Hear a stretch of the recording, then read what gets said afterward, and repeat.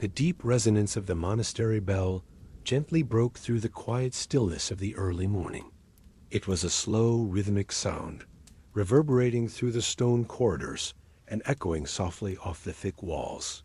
Each toll was deliberate, spaced out enough to let the fading vibrations slowly blend into the next ring, creating an endless wave of gentle awakening. Brother Thomas, like his fellow monks, opened his eyes gradually, allowing his consciousness to come back piece by piece from the restful embrace of sleep. There was never a rush.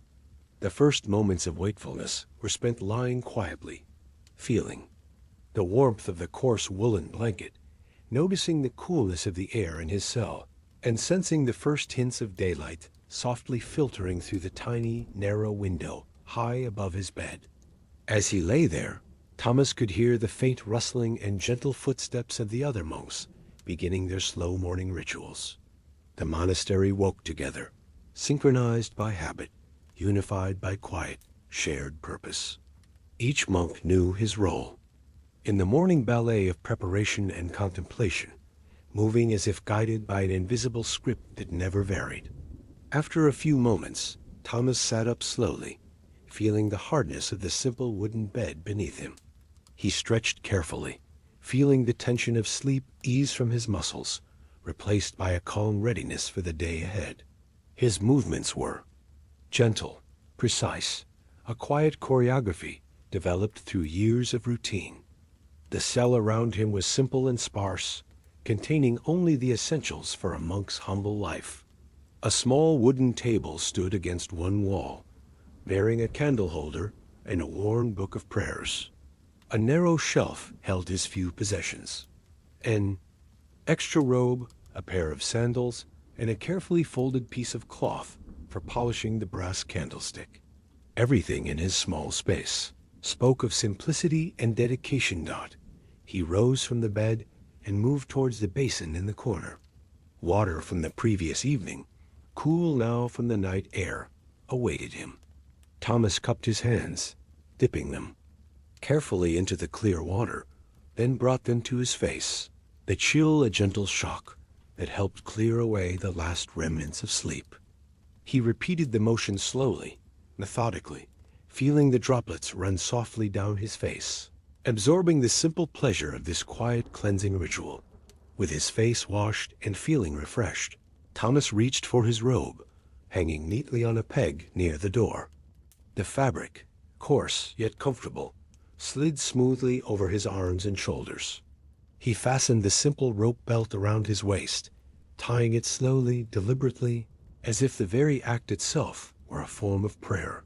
His sandals lay on the cold stone floor near the door, waiting patiently. Thomas slipped them on, the leather worn smooth by years of use.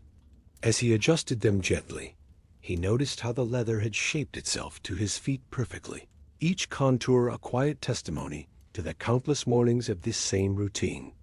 Fully dressed, Thomas stepped quietly out of his cell into the monastery corridor. Other monks were already there, moving silently, each absorbed in their thoughts, yet acknowledging one another with quiet nods or subtle glances. The corridor itself was softly illuminated by the early morning light, filtering gently through small openings high in the thick stone walls. Shadows danced slowly across the smooth floor, moving with the monks as they proceeded towards the chapel. Thomas moved with the group, his steps measured and calm. He took pleasure in the sound of sandals softly brushing the stone floor, a collective whisper marking their progress towards morning prayers. The silence of the monastery, broken only by the gentle movement of its inhabitants, wrapped around him like a comforting blanket, reassuring and familiar. As they approached the chapel, the soft aroma of incense from the previous evenings. Prayer still lingered faintly, mixing with the cool freshness of the morning air. Thomas inhaled gently, appreciating the simple, delicate fragrances that greeted him each day. He stepped slowly into the chapel, letting his eyes adjust to the dimness within. Inside, the chapel was serene, its high ceilings and walls filled with quiet dignity. Wooden pews, polished by the constant touch of countless monks, lined the space neatly. Candles flickered softly, their light gentle and warm against the shadows. Thomas found his customary place among the pews, kneeling slowly, the wood beneath him smooth and reassuring. He closed his eyes, letting the quiet envelop him, preparing himself mentally and spiritually for the prayers that were soon to begin. In these moments, Brother Thomas felt a deep connection to his surroundings, to his fellow monks, and to the monastery itself. Each morning began in exactly this way, a calm and steady journey from sleep to contemplation. There were no surprises, no interruptions, only the gentle certainty of routine, as comforting and constant as the monastery walls around him. Soon, the low hum of monks quietly settling into place faded into complete silence. Thomas felt a gentle sense of anticipation, a familiar, tranquil eagerness for the day's first prayers. The bell rang softly again, signaling the beginning of morning prayer, a sound Thomas welcomed each day like an old friend.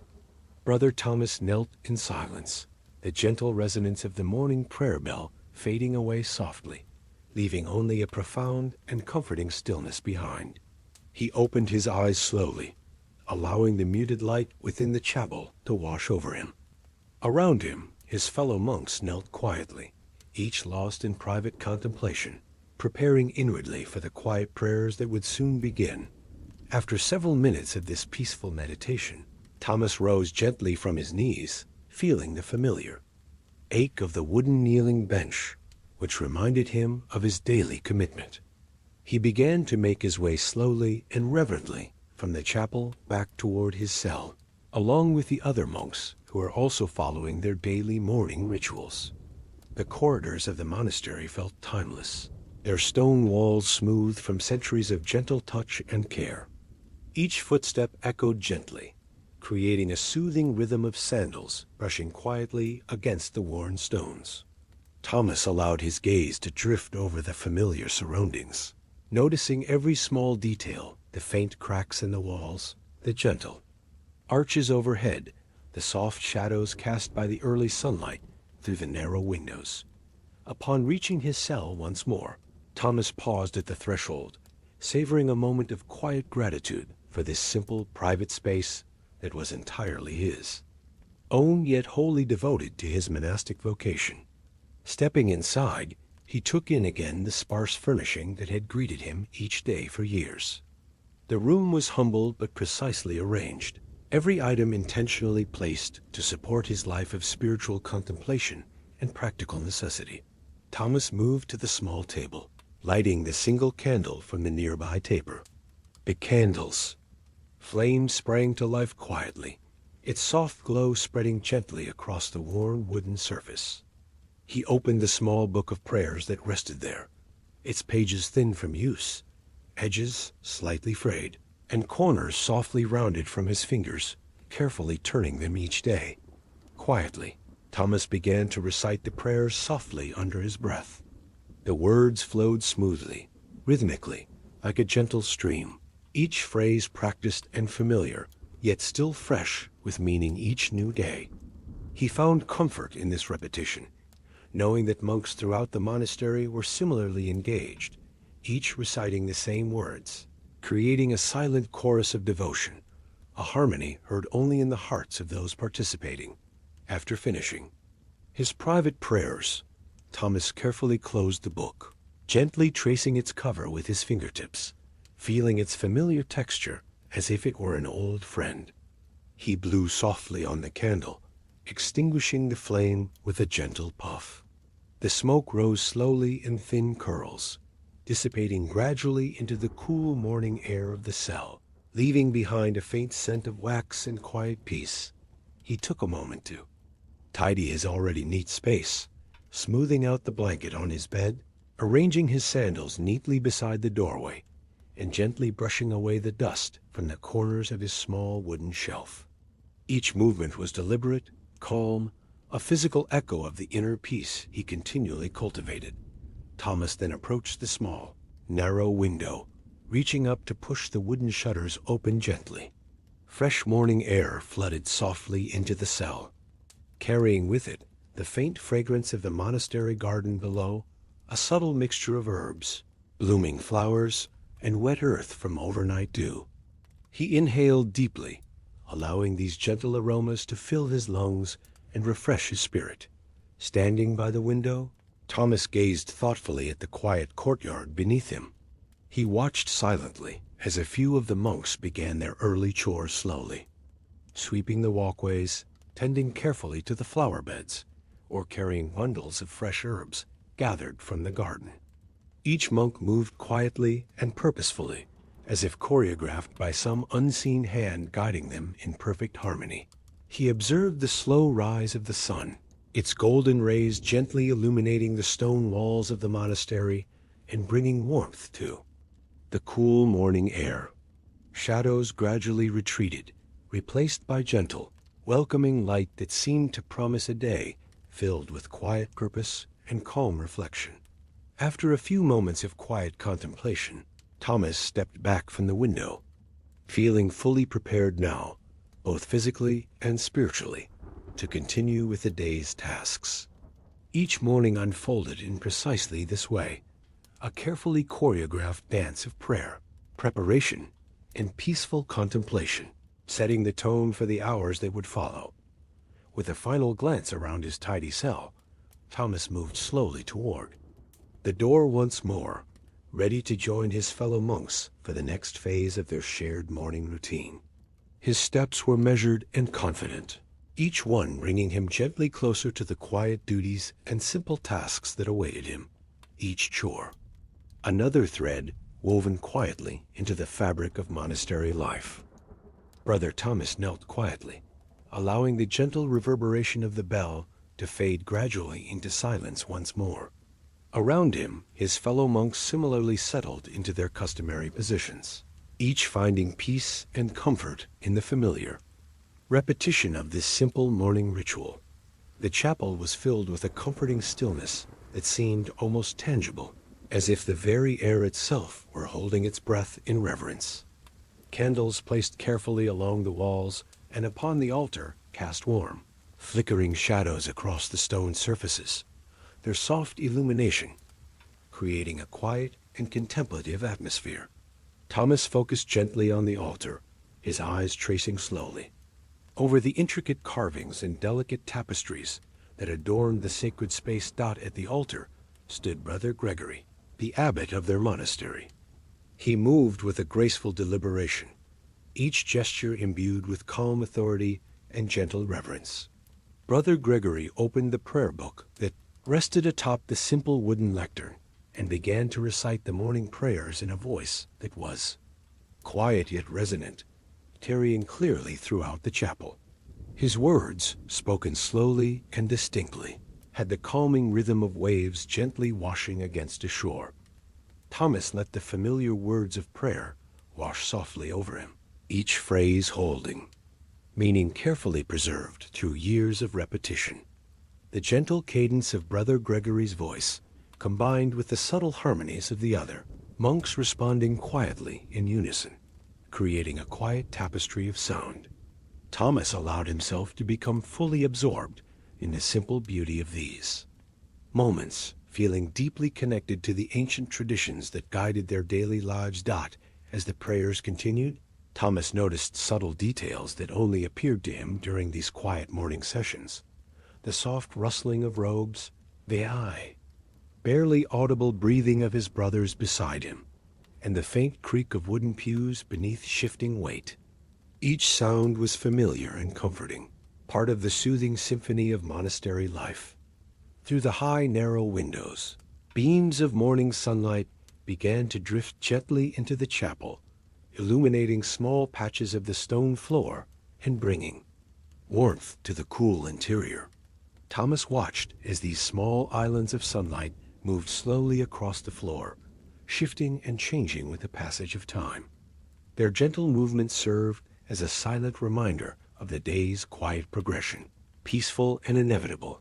The prayer gradually transitioned into quiet meditation, with Brother Gregory's voice fading gently into silence. The monks sat quietly, each immersed in private contemplation. Thomas let his thoughts drift slowly, deliberately considering the virtues they strove to cultivate: patience, humility, obedience, and peace. Each virtue passed through his mind like a quiet whisper, reaffirming his dedication and renewing his purpose. Time seemed to stretch gently within these contemplative moments, creating a sense of timelessness that enveloped the chapel. Thomas felt a deep tranquility permeate his being, a profound sense of connection to his brothers around him, and a reassuring awareness of their shared spiritual journey. He breathed deeply, feeling a gentle rhythm established between his breathing and the silent pulse of the monastery itself. Eventually, Brother Gregory's voice softly returned, signaling the end of the meditation with a quiet invocation. Thomas joined his voice with the others, their murmured responses blending seamlessly into the calm atmosphere of the chapel. The final prayer echoed softly within the chapel walls, each syllable gentle and deliberate, gradually fading into silence. As the morning prayer concluded, the monks slowly rose from their places with deliberate care, each movement graceful and unhurried. Thomas stood quietly, feeling the gentle stiffness from kneeling give way to renewed energy. He exchanged subtle nods of acknowledgement with his fellow monks, their quiet gestures reinforcing the shared sense of purpose and community within the monastery walls. With the morning prayers complete, the monks began to quietly disperse, each moving slowly towards the chapel doors and back into the peaceful corridors beyond. Thomas followed suit, walking calmly and deliberately, his footsteps blending harmoniously with those of his brothers. His heart felt light, refreshed by the spiritual nourishment of morning prayer, ready for the simple duties and quiet contemplation that awaited him throughout the day. As the final echoes of prayer dissolved into silence, Brother Thomas slowly rose from his place. The chapel remained still for a moment longer, holding on to that sacred calm before the first gentle rustlings began. Monks adjusting their robes, softly stepping away from the pews, making their way without hurry toward the refectory.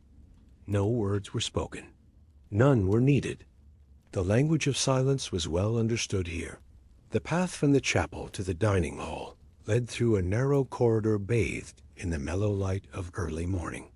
The walls, thick and worn with age, held in the coolness of the stone, but the sun's rays had begun to warm patches of the floor near the window slits high above. Brother Thomas moved with the others, their pace slow, steady, synchronized not in formation, but in shared stillness of mind.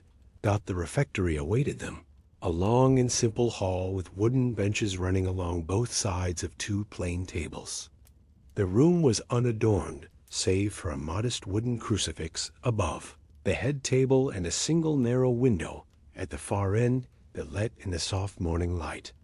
Shadows stretched across the floorboards, shifting slowly as the sun rose. Each monk had his usual place, and Thomas took his quietly, seating himself on the worn bench that had creaked the same way each morning for as long as he could remember. Before him, the table was already set with humble care. A bowl, a wooden spoon, and a piece of dark, crusty bread rested beside a cup of lukewarm water. The morning meal was always the same, silent, modest, nourishing but unremarkable. A thin porridge made from barley and water, warmed gently over coals long before sunrise. It had no spices, no sweetness, no embellishment, just sustenance, designed to support a monk's body without exciting it. Brother Thomas bowed his head, offering a brief, silent prayer of gratitude. Around him, the other monks did the same. And then, with quiet coordination, the meal began. Wooden spoons dipped slowly into the bowls. There was no clinking of silverware, no murmur of conversation, only the soft sounds of eating, of bread being broken gently, of occasional sips of water. The porridge was warm and thick, its texture familiar, its flavor neutral. Thomas ate slowly, not out of reluctance, but out of rhythm. Each bite was deliberate, paced, This was not a time for indulgence, but for awareness, for presence. As he chewed, he looked down at his bowl, occasionally lifting his eyes to observe the peaceful faces of his brothers, each absorbed in the same quiet ritual. At the head of the room, Brother Laurent, the reader for the week, stood with a small book in hand. He did not eat. Instead, he read in a soft, unwavering voice from the scriptures. His words floated over the heads of the monks, adding a steady cadence to the quiet meal. Though few looked up, all listened passively, without effort, allowing the words to pass through them like the morning light through mist. Thomas listened as he ate, not to retain every word, but to remain tethered to the moment. The reading, like the food, was plain and nourishing. It gave shape to the hour, just as the bread gave shape to the bowl beside it. And so they sat, monks at table, fed in body and in spirit, saying nothing, sharing everything. When the last spoonful was taken, Brother Thomas placed his spoon down carefully, aligning it beside his bowl as always. The bread, eaten slowly, was now a memory, its crumbs brushed gently aside with the edge of his sleeve. He lifted his cup and drank the rest of the water, feeling its coolness slide down his throat. Refreshing, but without stimulation. As the final words from Brother Laurent concluded the reading. The monks sat in silence for 1 minute more, a full sacred minute of stillness, allowing the body to rest and the soul to reflect. No bell was needed. Each monk sensed the passing of time like a shared breath. Then, as one, the monks stood. The benches creaked once more. Each man gathered his bowl, his spoon, his cup, and returned them quietly to the washing station at the side of the hall. There, a younger monk wiped them clean with a damp cloth and placed them to dry on a simple wooden rack. The tools of the meal were not spoken of. They simply passed from hand to hand in silence, cared for with the same gentle attention given to everything in monastery life. Brother Thomas, his bowl now empty and rinsed, stepped aside and made his way toward the door. The others followed, one by one, in a quiet procession. Outside, the light had shifted once more. It was no longer morning's first glow, but the brightening calm of mid-morning, a time of work, of service, of quiet labor.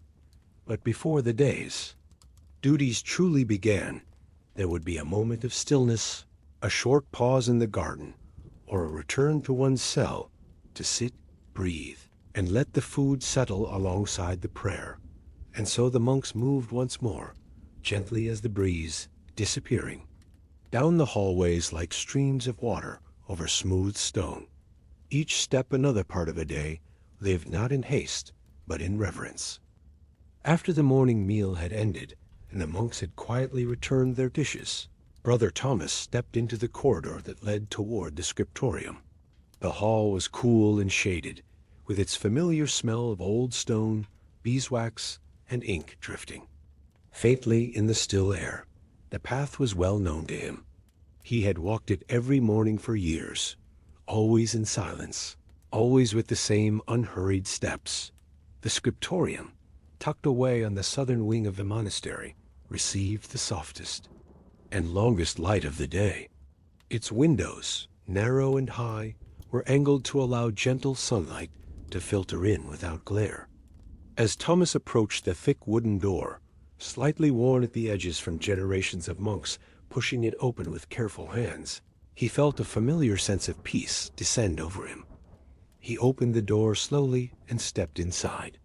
The air was slightly warmer here, filled with the subtle, comforting scent of parchment, dry ink, old wood, and candle smoke. Rows of desks stretched along the room, each one facing a window to catch the maximum daylight.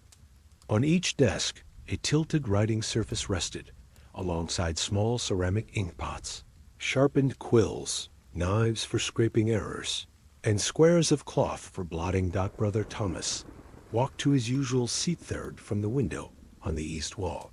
His chair, a simple wooden stool, was worn smooth where he sat each day. He ran his hand gently across the writing surface, feeling the soft indentations left by years of words, prayers, and scripture. This place, this exact seat, had been his. Quiet world through every season. Here the hours stretched and bent gently, without rush or demand. He sat down and exhaled slowly. Outside the window, a few birds called gently in the distance, their sounds muffled by the thick stone walls. The sun was rising just high enough to reach the edges of the writing desk. Light touched the parchment, waiting before him, revealing its delicate texture smooth, slightly yellowed, curled faintly at the corners. It was beautiful in its simplicity. He reached into the drawer beneath his desk and withdrew his tools. First, a quill carefully cut from a goose feather, its point still sharp from yesterday's trimming. Then the ink, a dark, almost black mixture of iron gall and oak gall, mixed by hand by Brother Samuel the previous week. Finally, a small cloth for blotting, folded neatly and placed beside the inkpot. There was no hurry to begin. Thomas always took a few minutes to settle in. He sat with his hands folded, eyes drifting around the room. Other monks were arriving now, moving quietly to their places. A few nodded to him in acknowledgement, but no one spoke. The scriptorium was a place of work, but also of reverence. Words were saved for the page. Thomas listened to the subtle sounds of preparation, the gentle rustling of robes, the soft tap of a quill on wood, the faint creak of a stool as a monk settled into place. These were the morning harmonies of the scriptorium, an orchestra of silence, broken only by the smallest, most peaceful sounds. As he dipped his quill into the ink for the first time, Thomas looked down at the blank sheet before him. It was to be a passage from the Psalms, one he had copied many times, yet had never felt tedious. Each word was a meditation, each letter a quiet offering. The act of copying was not just replication, it was devotion. He pressed the tip of the quill to the page and began his first careful stroke. Brother Thomas guided his quill across the parchment with the utmost care, each stroke precise, deliberate, and infused with silent purpose. The scriptorium was hushed, save for the soft scratching of quills on vellum and the occasional creak of wood or the gentle sigh of a monk shifting slightly on his stool. The peace of the space wrapped itself around him like a woolen cloak, familiar, warm, and heavy with meaning. He paused after completing the opening line, setting the quill down delicately in its small ceramic rest. As the ink dried on the parchment before him, he took a moment to inspect his tools, a ritual in and of itself, one he performed not from habit alone, but from quiet reverence. To his left lay his penknife, a small blade with a bone handle worn, smooth by years of use. It was not for defense, but for correction. Mistakes were rare, but when they happened, the knife allowed him to gently scrape the surface of the vellum, lifting the ink without tearing the page. Afterward, he would smooth the area with a rounded stone or polished bone, leaving the page as pristine as before. Beside the knife sat his inkpot, modest in size, made from dark earthenware. Inside, the ink was deep and still, reflecting light like a calm pool. It had been prepared several days ago in the apothecary's quarters, a careful blend of iron gall, fermented oak galls, and a touch of vinegar, filtered through linen and stirred by hand. The result was an ink that flowed smoothly and dried quickly, essential for the long hours of transcription ahead. His quill was of goose feather, chosen for its strength and pliability. The shaft had been cut and carved with patience, hardened in warm sand, and split carefully to form a fine nib. Thomas had trimmed it himself the night before with his penknife, shaping it precisely to his writing style, neither too broad nor too narrow, allowing for steady, balanced strokes. He often reflected that a poorly cut quill was like a muddled mind, impossible to guide with grace.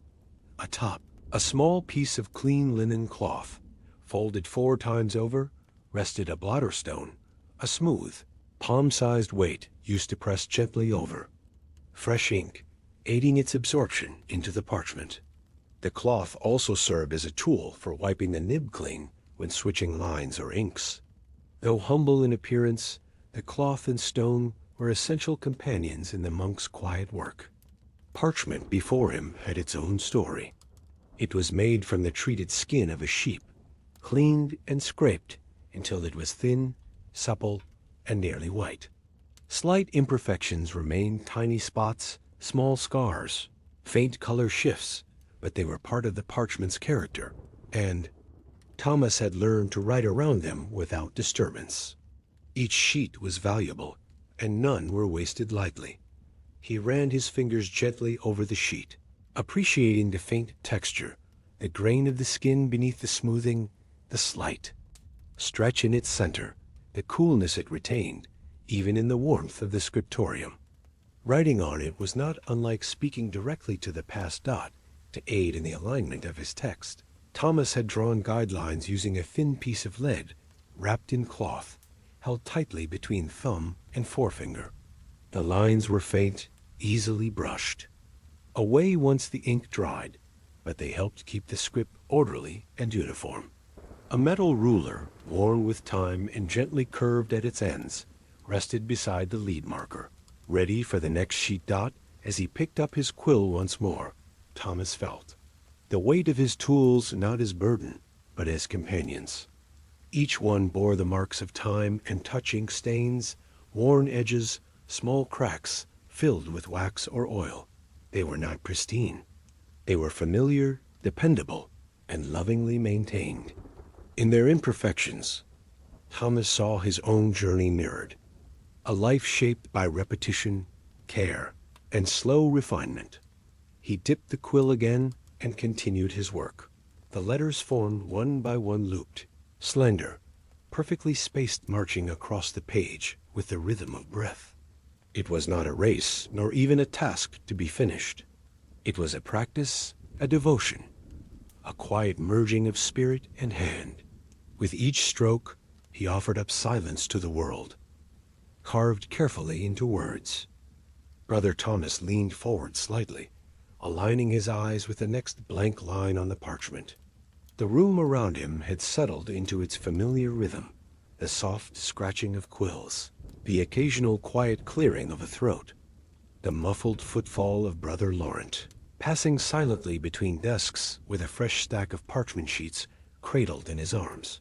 He dipped his quill again, letting the dark ink saturate the nib just enough, not so much that it would blot, and returned to the page. His hand moved slowly, each stroke deliberate, each letter taking form with gentle precision. The Latin script flowed across the page in a graceful sequence: tall ascenders, rounded bowls, carefully spaced margins. There was no urgency. There never was. The act of writing here was not labor, but contemplation. The words he copied were familiar, a psalm he had read countless times. And yet, writing them anew, each word became a fresh meditation. Dominus illuminatio me. The Lord is my light, he thought slowly as he formed each letter, letting the phrase settle gently in his mind like falling dust. The meaning was not analyzed or questioned. It was felt and then released line by line. As ink met vellum, he blinked slowly and allowed himself a moment to pause, not because he was tired, but to let the rhythm breathe. Writing in the scriptorium was never meant to be continuous motion. It was a tide, ebb and flow, ink and silence, movement and stillness. Thomas often believed that the pauses were just as important as the words. He took a slow breath, listening to the silence that lived between sounds. It was a kind of silence, only found in places where attention had weight. Here, every motion was meaningful. Every breath carried gently like a leaf on still water. This was not a place of noise or chatter, but of quiet creation. Not one monk looked up, and yet all were present together in the deepest sense. Thomas continued, forming the next word with care. Sometimes he would mouth the words silently as he wrote, feeling them pass over his lips like a prayer. The soundless movement of his mouth helped anchor his attention, helped maintain the bond between thought and form. There was comfort in the repetition, in knowing exactly how each letter would be formed, how each word would appear. Mistakes were rare, but not feared. If his hand faltered or a blot fell, he would calmly set the quill aside, pick up the penknife, and gently scrape the parchment clean. It was a slow, patient process, scraping, smoothing, breathing. Then the line would begin again, quietly, as if nothing had happened. Thomas noticed the subtle shift in light on the edge of his desk. The sun had moved slightly, the angle changing just enough to stretch the shadows of the window slats across. The floor. Time passed differently in the scriptorium, not in hours and bells, but in lines written and candles burned, and how long it took the ink to dry on the final stroke of a verse. He finished a sentence and lifted his quill. Gently, he took the blotting cloth and pressed it to the line, letting the fabric absorb the surface ink. Then, with a practiced touch, he lifted it away, inspected the sheen, and moved on to the next line. Above him on a small shelf sat a copy of the master text, the original manuscript from which each monk copied. Its leather cover was cracked, the spine creased from years of reverent handling. Thomas had read from that copy for over a decade, and yet each time his eyes touched its pages, they found comfort in the familiarity. The words were not just ink to him, they were constancy.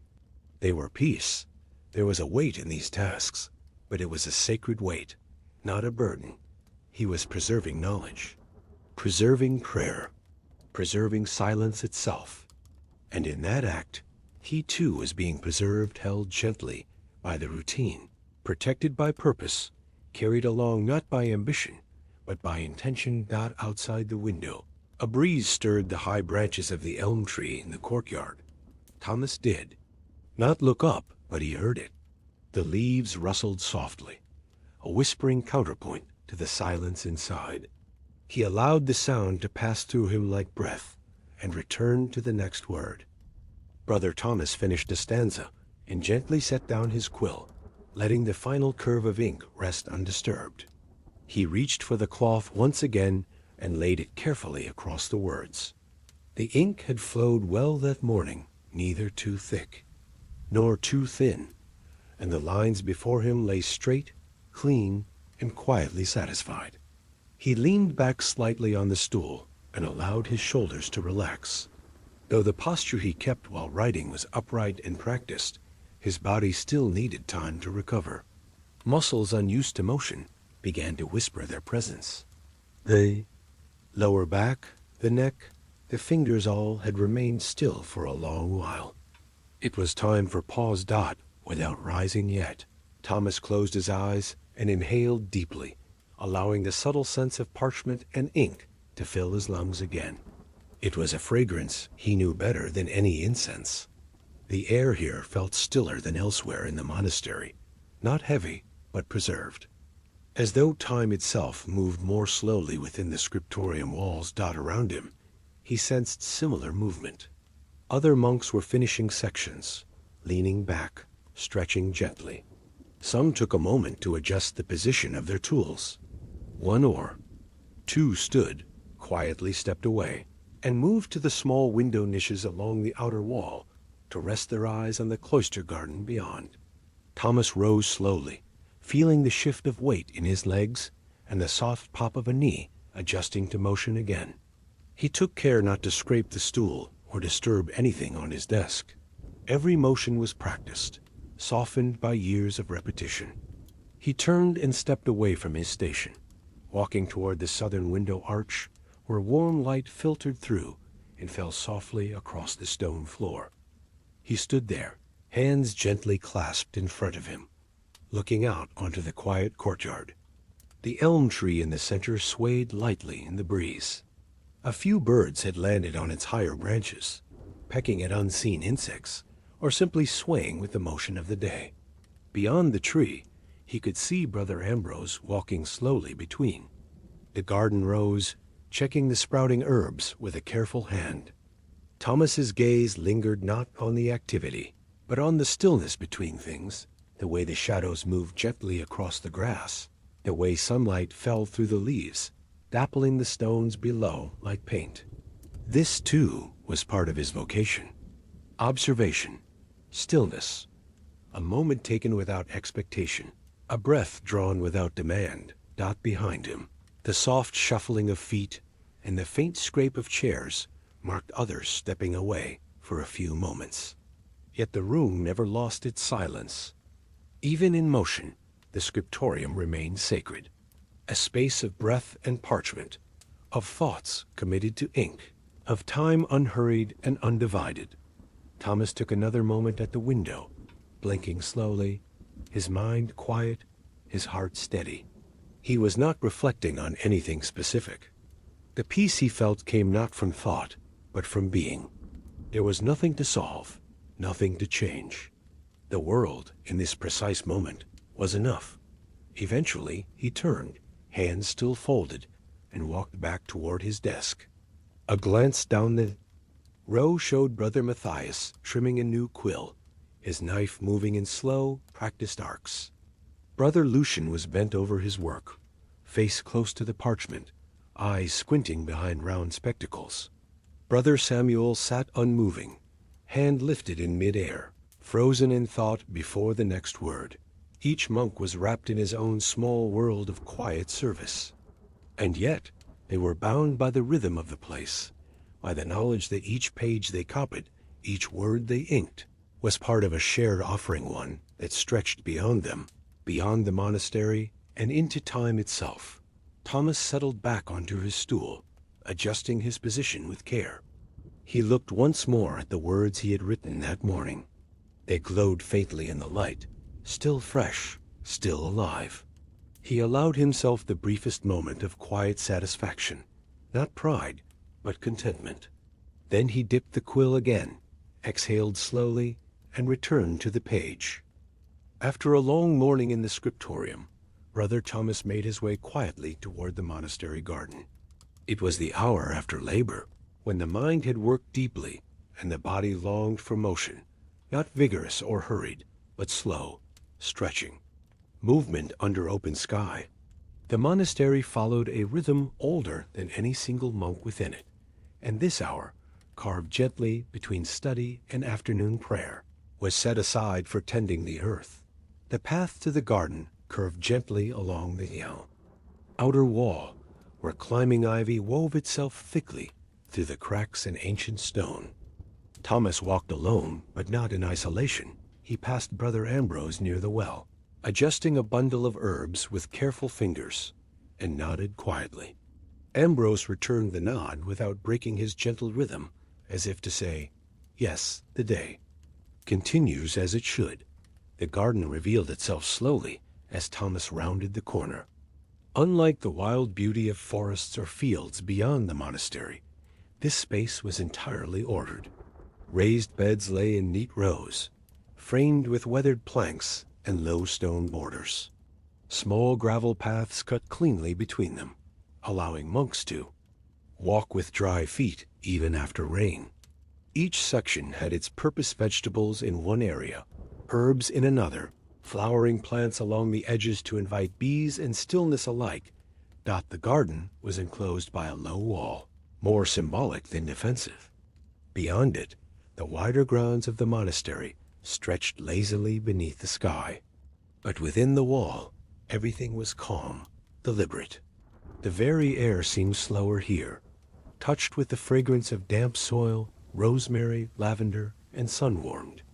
Stone-got Thomas entered through the small wooden gate, its iron latch clicking softly behind him.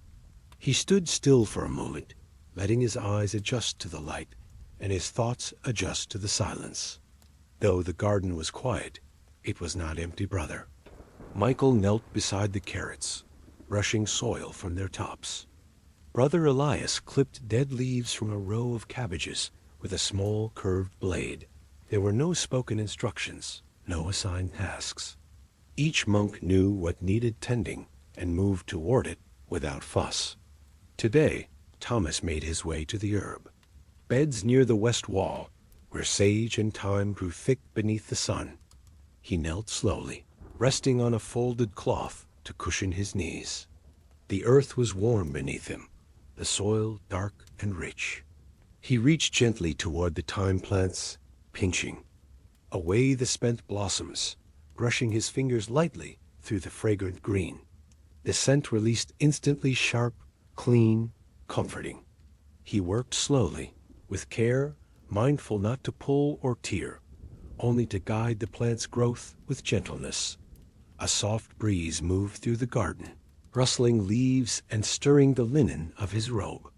Bees moved lazily from flower to flower, heavy with yellow pollen. Overhead, the sky stretched pale and wide. A light blue canvas brushed with slow-moving clouds. Time in the garden did not pass in minutes. It passed in leaves examined, in weeds removed, in handfuls of soil turned gently between fingers. Brother Thomas moved from thyme to sage, trimming the woody stalks where needed, humming softly under his breath without thinking. The melody was wordless, part prayer, part memory, part echo of the silence itself. He paused occasionally to stretch his back, to glance around at the others. No one rushed. The garden rewarded patience. Even the plants themselves seemed to grow in a kind of stillness, unfurling leaf by leaf under the care of men who understood slowness as virtue. Toward the far end of the garden, a small stone bench sat beneath an old olive tree. When the trimming was done, Thomas walked there and sat. The bench was cool. The shade, dappled by sunlit leaves, fell gently across his robe. From this quiet spot, he could see the full span of the garden, its quiet order, its shared labor, its gentle balance. Birdsong wove through the silence, neither interrupting it nor needing to be heard. Everything here belonged Thomas, the soil, the bees, the light, the hum of growth itself. He folded his hands in his lap, closed his eyes, and let the world hold him for a moment, steady and without expectation. Brother Thomas opened his eyes slowly, his vision returning not with urgency, but with softness. Before him, the monastery garden carried on in quiet harmony, sunlight rushing over the herbs, bees circling lazily in loops, and the faint sound of Brother Elias turning soil several rows away. There was no need for direction, no supervisor issuing commands.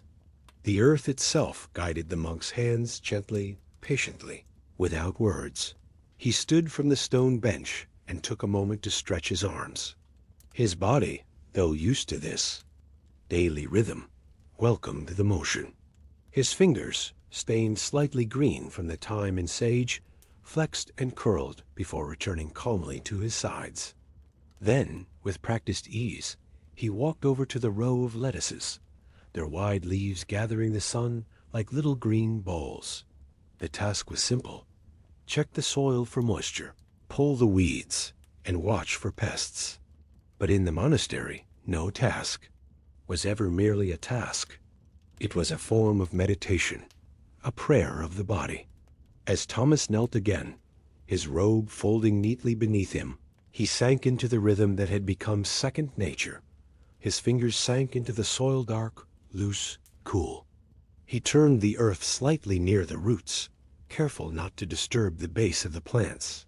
A small sprout of clover caught his eye, growing where it did not belong. He grasped it gently, pulled it out at the root, and set it aside on the edge of the bed. No motion was hurried, no gesture wasted. Nearby, Brother Michael moved with similar grace. He was tending the rows of leeks, brushing their long green stalks with a damp cloth to keep them free of dust and insects. They didn't speak, but their work mirrored one another in pace and care, like the quiet hum of two violins playing the same slow tune in harmony.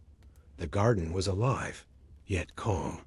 Tiny insects danced in the warm air, caught in sunbeams like golden dust. The scent of rosemary and mint drifted in the breeze as Thomas moved to the next plant. Each leaf was examined, each stem supported. It wasn't just agriculture, it was stewardship. The monks didn't take from the land. They worked with it, coaxed its gifts gently, always leaving room for rest and regrowth. A small watering can rested near the stone path. Its tin surface was slightly dented, but it held its shape and purpose. Thomas lifted it with both hands and began watering the younger plants, first the lettuces, then the new shoots of spinach.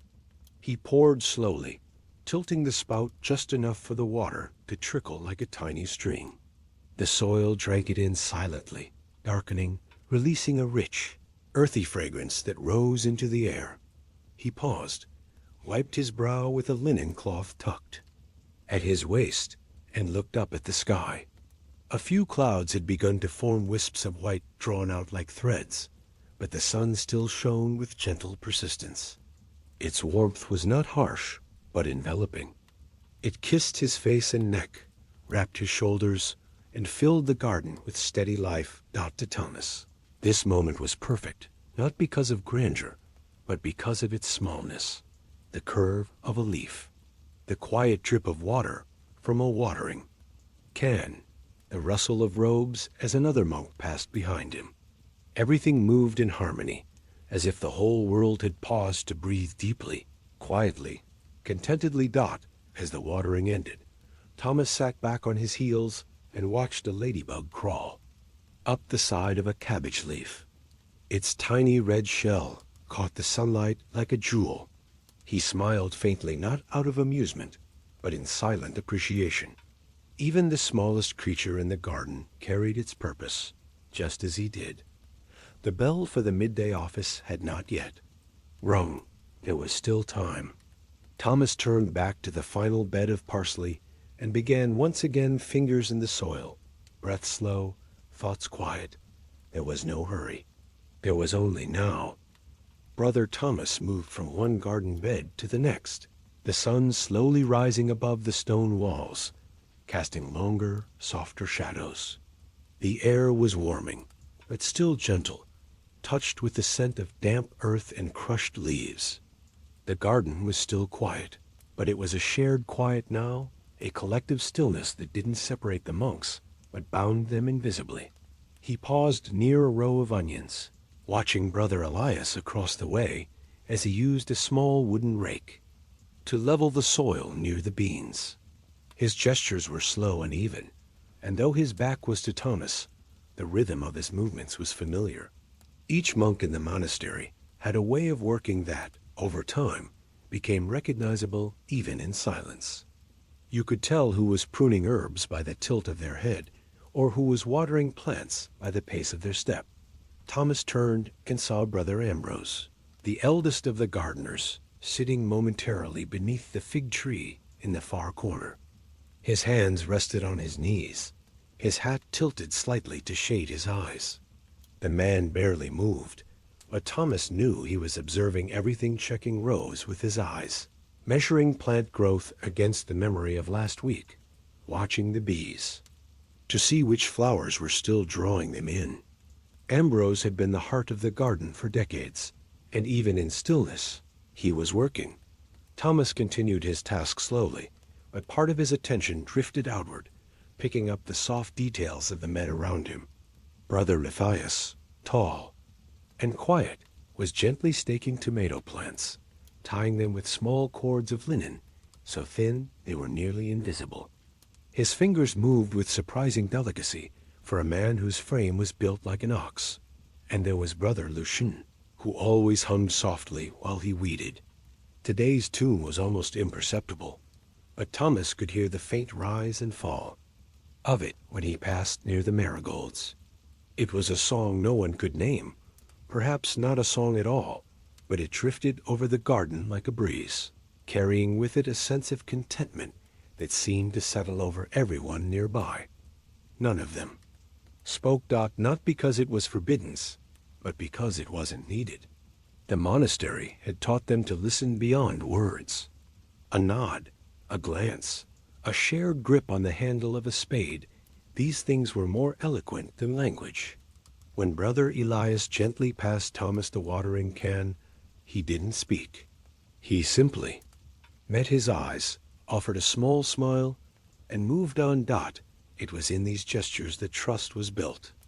Not grand acts, but the patient, unnoticed moments of daily life.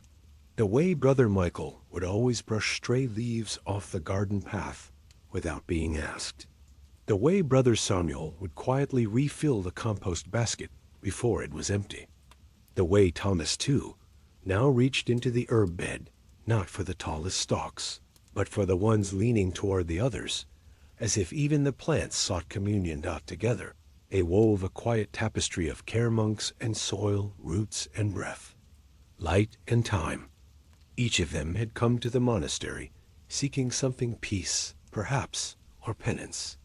But in the garden, they had found a common purpose, one that didn't need to be spoken to be understood.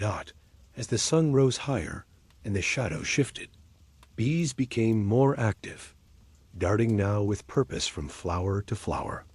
Birds chirped more energetically in the distance, and the breeze picked up slightly, stirring the taller stalks in a gentle sway. Thomas looked around and felt, without doubt, that they were not just keeping a garden. They were part of it. Plants grew because of their hands. Yes, but their hands, too, had been shaped by the garden. Their minds had slowed to match the rhythm of seasons, their habits molded by cycles of planting and harvest, their hearts softened by the patience required to coax life from soil. As the soft rustle of sandals on gravel marked another monk's arrival, Thomas returned to his task. There were still a few leaves to trim, a few weeds to pull, but more than anything, there was time, and they would share that time, not in speech, not in stories, but in presence, and that was enough. The sun continued its quiet journey across the sky as the monks remained scattered throughout the garden, each one absorbed in his own work, yet somehow still connected. There were no words spoken, but a kind of silent language passed between them through glances, gestures, and the steady pace of shared labor. It was a conversation without sound, understood by all who had lived long enough in the rhythm of the monastery. Brother Thomas moved to the central path, carrying a shallow wooden basket half filled with trimmed herbs. As he passed Brother Elias, who was kneeling near the onions, their eyes met briefly. Elias offered the faintest of nods, and Thomas returned it without breaking stride. Nothing more was needed. The nod carried more than greeting.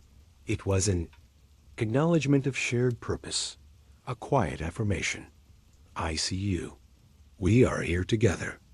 At the far corner of the garden, near the rosemary hedge, Brother Lucien was carefully collecting snails in a small clay bowl. They would later be relocated to a field beyond the orchard, away from the delicate vegetable beds. Thomas paused for a moment to watch. Lucien, younger than most, moved with intense focus, his brow slightly furrowed, as if each snail deserved a blessing before it was moved. Thomas smiled faintly. He remembered when he himself had been the younger monk, unsure of every motion, watching the others for guidance. Now he simply moved unconcerned with perfection, concerned only with care. A soft footfall behind him signaled the approach of Brother Ambrose, the oldest among them. His steps were slow, his sandals brushing the gravel path with a soft, rhythmic sound. He carried a small pruning knife, its handle dark with age. Without a word, he knelt beside a row of lavender and began trimming the dead stems with practiced ease. Thomas joined him without speaking, kneeling at the opposite end of the row. They worked in quiet harmony, their motions synchronized, not by design, but by habit. The shears made a faint clicking sound as Ambrose moved down the row. Thomas followed, collecting the trimmed stems into a second basket. Occasionally, their hands met briefly, lightly when reaching for the same sprig. Neither flinched. The moment passed like wind through leaves. As they worked, the scent of lavender grew stronger, filling the air with a calming sweetness. A breeze moved through the hedge, rustling the plants and lifting the loose ends of their robes. Overhead, a small bird landed on the edge of the garden wall, tilting its head to observe the quiet labor below. Ambrose paused and leaned back slightly, resting his hands on his knees. Thomas did the same. For a long moment, they sat there in silence, breathing slowly, looking out across the garden. Bees moved lazily among the blossoms. The air shimmered slightly in the heat. Somewhere beyond the walls, a cow lowed in the distance. "It grows well this year," Ambrose finally said, his voice low and gravelly from years of chant. It was the first spoken word Thomas had heard in over an hour. He nodded. "It does." They did not speak again. Words were never wasted in the garden. Silence, after all, carried more. Eventually, the two returned to their work. The rhythm resumed: clip, gather, step, clip. As they neared the end of the row, Thomas saw Brother Lucian again, this time carrying his clay bowl of snails toward the gate. Their eyes met. Thomas gave a subtle tilt of his head, and Lucian smiled, not a wide smile, but a soft one, honest and fleeting. The garden held them all like a great breath held in the lungs of the earth. Though their hands moved independently, their spirits moved as one bound by soil, silence, and the sacred routine of care. This was not a brotherhood spoken. It was lived. The sun stood higher now, casting sharper shadows across the gravel paths. The golden calm of morning was giving way to the brightness of midday, and with it came a subtle shift in the rhythm of the garden. It was time to pause again, not for idleness, but for prayer. Every monk felt it before the bell rang, like a shared breath that deepened across the cloister. Brother Thomas stood slowly, brushing the soil from his knees. His basket of herbs was full, the trimmings neatly layered sage, thyme, and a generous bundle of lavender, its scent rising like quiet incense. He lifted the basket with both hands and turned toward the small wooden shed tucked along the garden wall, where tools were kept and tasks quietly concluded.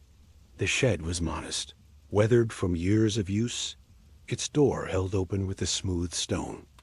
Inside, shelves lined the walls, each marked with hand-carved signs indicating where things belonged.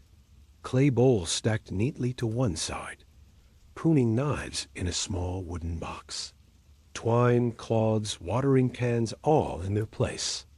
Order in the garden extended even here, in the smallest details. Thomas entered and set the herb basket on a low table for sorting. One by one, he unwrapped his cloth bundle, wiping his pruning knife clean, folding it carefully, and placing it back in its assigned box. The watering can was emptied at the stone basin and hung on its hook. A damp cloth, used to clean the vegetable leaves, was draped over a rod to dry. There was no rush. Each motion was slow, purposeful. Brother Elias peered at the door, carrying a tray of collected vegetables leeks, a handful of onions, a few carrots. He gave Thomas a silent nod as he entered, their shared silence still intact. Elias placed the tray beside the herb basket, then moved to organize the tools he'd used one by one, with the same care Thomas had shown. A soft breeze passed through the open shed, carrying with it the mingled scents of earth and plant, metal and sun-warmed wood. It stirred the hanging cloths and gently rustled the herbs in the basket. Thomas closed his eyes for a moment, letting the stillness settle deep into his chest. From the far side of the garden, the chapel bell rang 3 soft tones in slow succession. It was not loud, but it carried.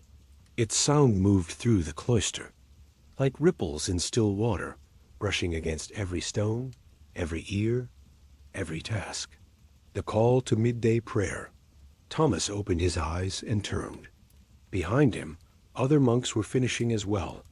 Brother Lucian emerging from behind the rosemary hedge. Brother Michael stacking empty seed trays along the wall. Brother Ambrose slowly making his way across the path with a small basket of trimmed blooms. Each one began drifting naturally toward the garden gate, as if drawn by the same invisible hand. Outside, as sunlight brightened the stone corridors of the monastery, shadows retreated to the edges of the walkway. The day was moving forward. Steadily, patiently, Thomas stepped out of the shed and followed the others. The gravel crunched lightly beneath their sandals. The only sound in the warm stillness. As they walked, no one spoke. Yet there was communion in their silence, an unspoken understanding that the morning's labor was done, that what had been tended with care would now rest, as they themselves would rest in prayer. At the edge of the garden, just before the gate, Thomas paused. He turned to look once more across the space, the rows of green, the dappled light, the gentle order. It was not pride he felt, but peace.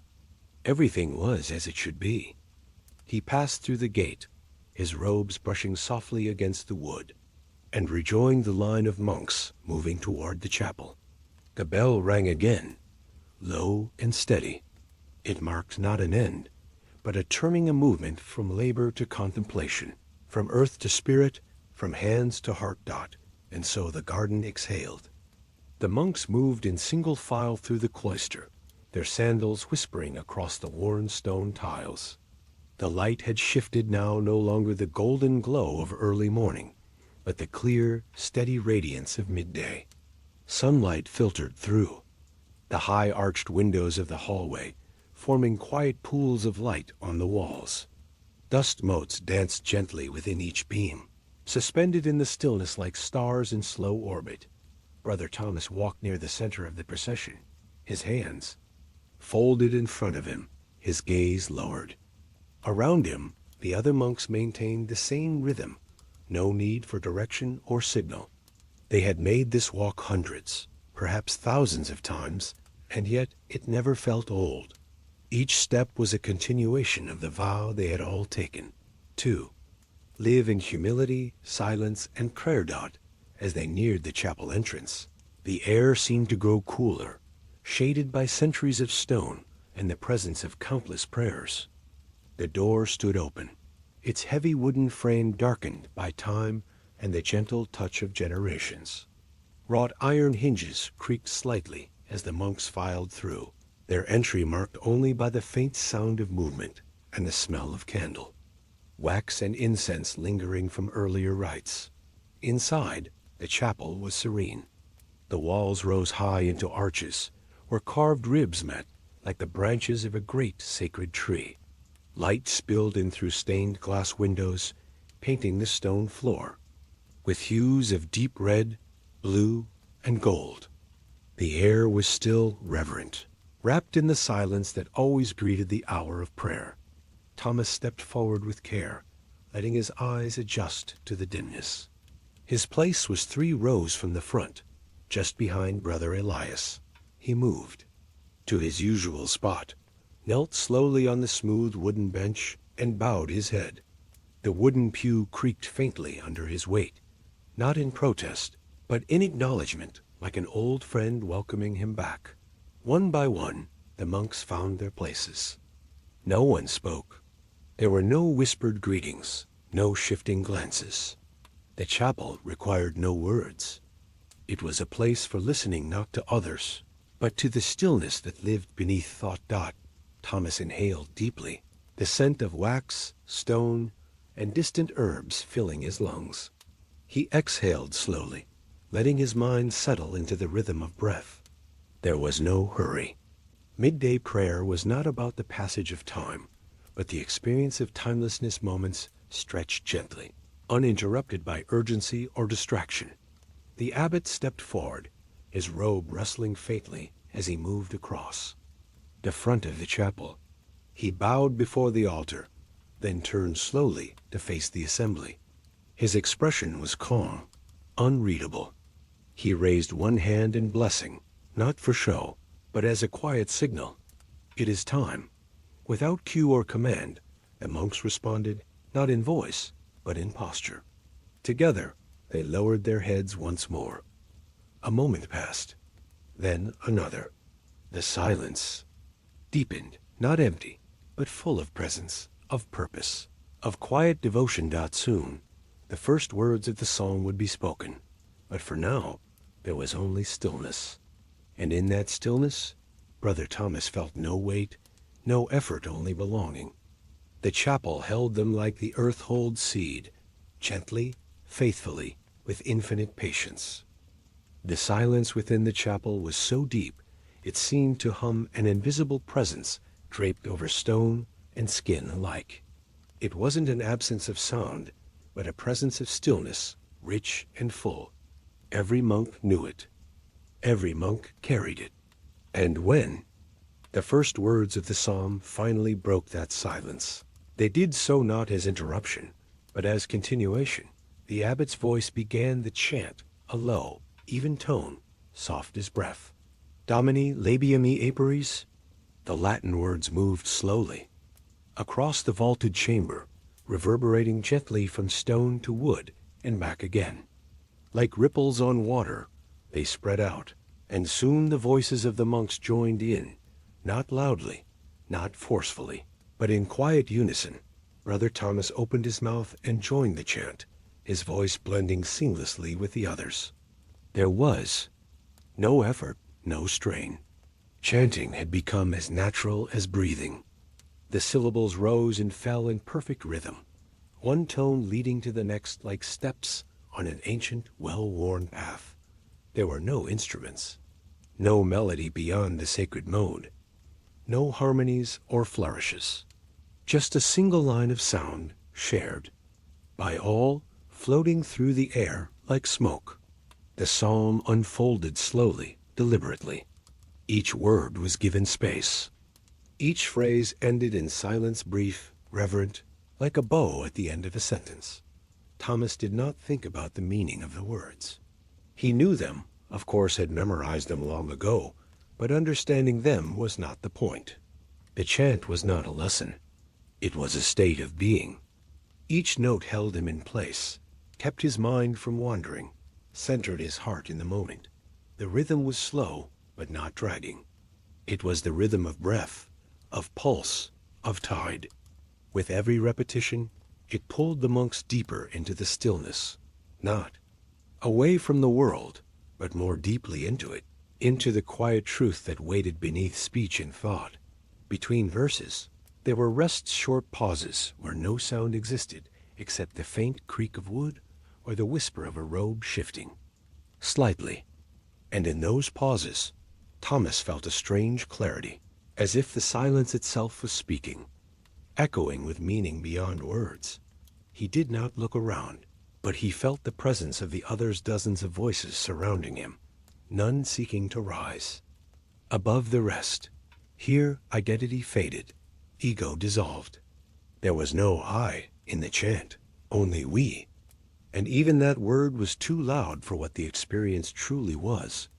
Candles flickered near the altar, their flames bending gently as air moved softly through the chapel. The light they cast was warm, golden, dancing slightly with each draft. Thomas watched the shadows on the floor as he chanted, saw them shift and merge, always moving, always returning to stillness. The chant continued, verse after verse, as steady as the ticking of a clock without hands. Time lost its shape inside the chapel. The outside world, the garden, the scriptorium, the sky faded to a distant memory. There was only this, voice, breath, silence, voice again. At last, the final verse approached. The tone dropped slightly, signaling the end. The abbot gave a subtle pause before concluding, et in saecula saeculorum. The monks responded in quiet unity. Amen. Then silence again. This time fuller than before, like an exhale held long enough to become stillness. No one moved. No one spoke. The final echo of the chant lingered in the air, as delicate and invisible as dust in a sunbeam. Thomas kept his head bowed, his hands resting gently on his knees. The quiet now was different than before. It was not the silence of anticipation, but the silence of fulfillment. Something had been completed, not accomplished, not performed, simply lived. After the final chord of chant dissolved into stillness, the monks remained in place kneeling, heads bowed, hands either folded or resting open on thighs. There was no instruction to stay. No one needed to be told. This moment of silence was as much a part of the service as the psalm itself. It was the inner turning, the quiet space where each man met his own soul, his own God. Without the sound of words, Brother Thomas closed his eyes. The flickering light of the candles behind his lids formed soft patterns, gentle and undefined. His breath moved slowly, as if it too had entered a sacred rhythm drawn in with care, released with patience. He did not form prayers with his mind, not in sentences or requests. He simply breathed and waited, allowing his heart to find its own language. Thoughts came and went. A flash of the morning garden, the feel of cool water on his face, the scent of sage on his fingers. He did not cling to them or push them away. They drifted past like leaves on a slow river, acknowledged but not followed. He was not seeking anything. In particular, no vision, no guidance, no revelation. The goal was not arrival. It was presence. To sit in stillness, to rest in the quiet company of the divine, was enough. Around him, the other monks did the same. Some sat straighter, others bowed deeply. All were silent, each engaged in a prayer that could not be overheard, not even guessed. It was a shared solitude, deep and dignified. The air in the chapel was warm now, touched by sun through the stained glass and the heat of gathered bodies. Yet it was not stifling. It wrapped around Thomas like a soft blanket. The scent of old stone and melting wax gave the space a timeless quality, as if here the centuries had blurred and every prayer ever offered still lingered faintly in the tiende. Walls. He opened his eyes slowly, not out of impatience, but natural return. The altar stood ahead, quiet and unchanged. The crucifix above it caught a thin sliver of light, illuminating the worn edges of wood, the faint texture of the carved figure's face. Thomas gazed at it, not with pleading, but with familiarity. It was an image he had seen every day for decades, yet still it brought calm. Not through power or grandeur, but through presence. He lowered his gaze again, focusing on the pew before him. A small crack in the wood ran along the grain, something he had noticed years ago and always returned to, like a tiny landmark in the geography of his prayer. He traced it with his eyes, letting his breath settle once more. Occasionally, a monk shifted slightly, realigning his posture or stretching a stiff knee. But there was no fidgeting, no urgency to rise. The silence remained whole, even in motion.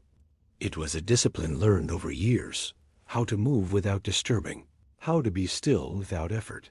After several more minutes, Thomas reached up and gently touched the smooth wooden ledge of the pew, signaling to himself the end of his silent reflection. He did not rise yet. He sat for another moment, allowing the peace he had gathered to settle into his bones, to stay with him as he returned to the day. This part of prayer, this quiet, personal stillness, was never recorded in any monastery schedule. It was not timed or tracked. And yet, for Thomas, it was the deepest part, the place where God was not heard, but known, where the soul did not speak, but rested. Eventually, the stillness began to soften, not broken, but gently released. One by one, the monks stirred from their quiet reflection, not with abruptness, but like leaves responding to a change in wind. Brother Thomas lifted his gaze once more, toward the altar, and bowed his head slowly in farewell. There were no formal words to mark the end, no signal from the abbot. The prayer simply concluded itself, like a breath fully exhaled.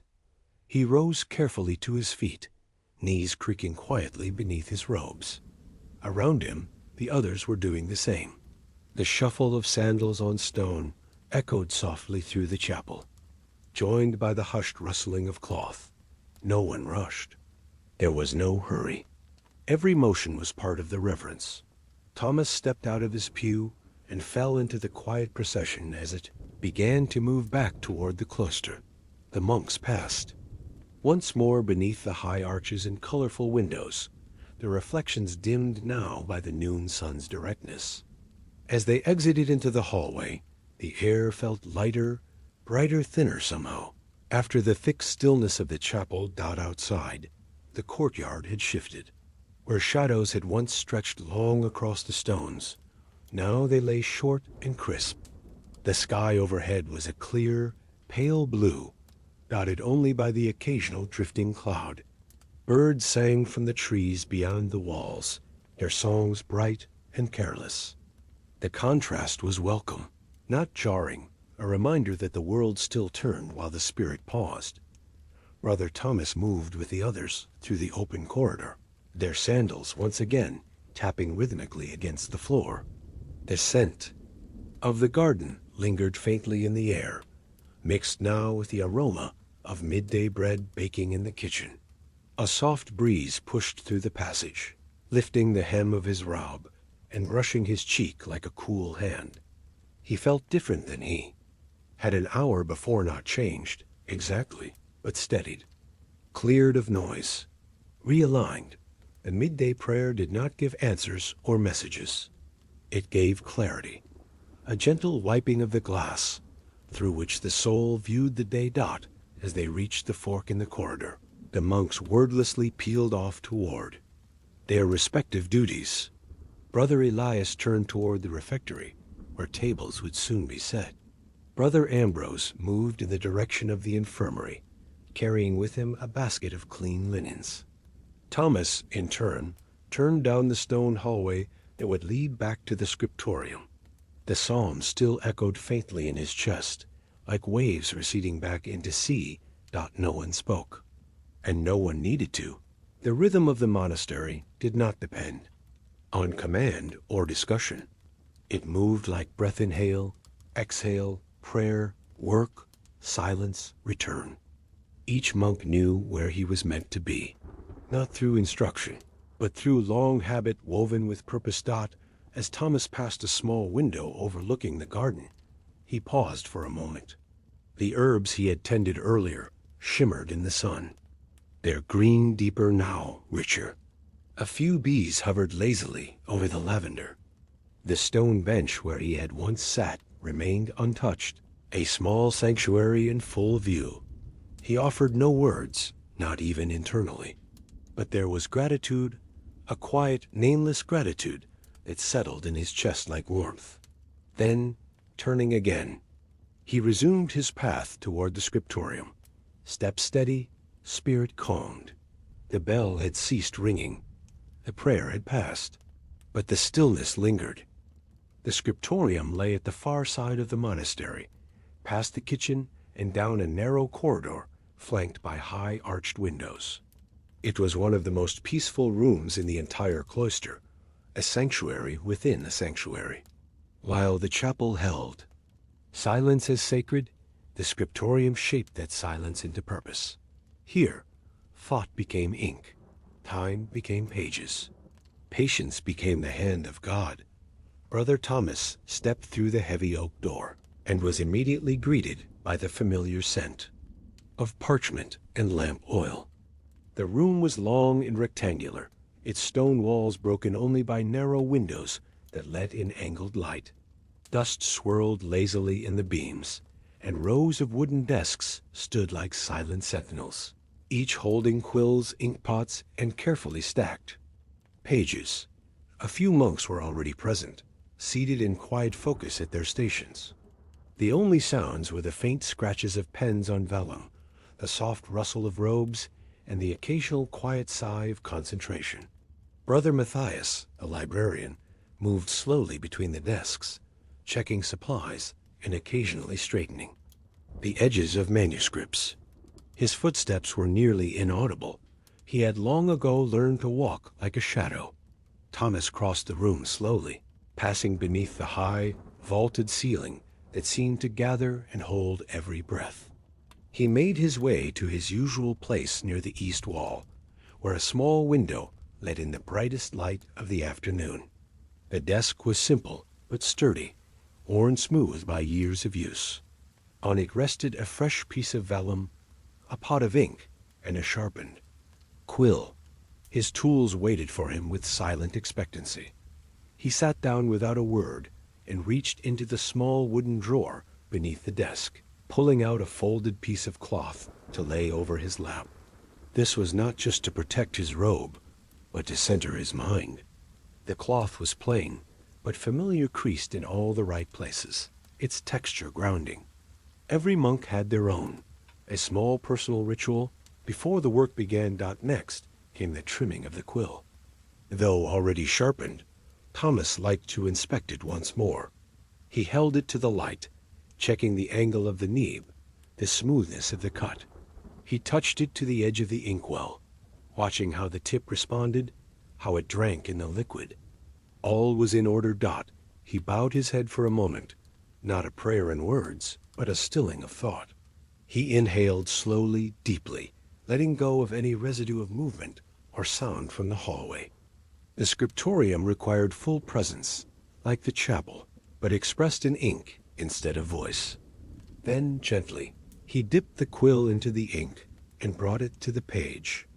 The first letter formed slowly, carefully, a capital illuminated in red, its lines crisp and deliberate.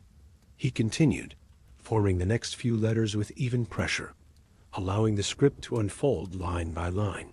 His hand moved with the calm assurance of long practice, and yet each letter remained a quiet act of devotion.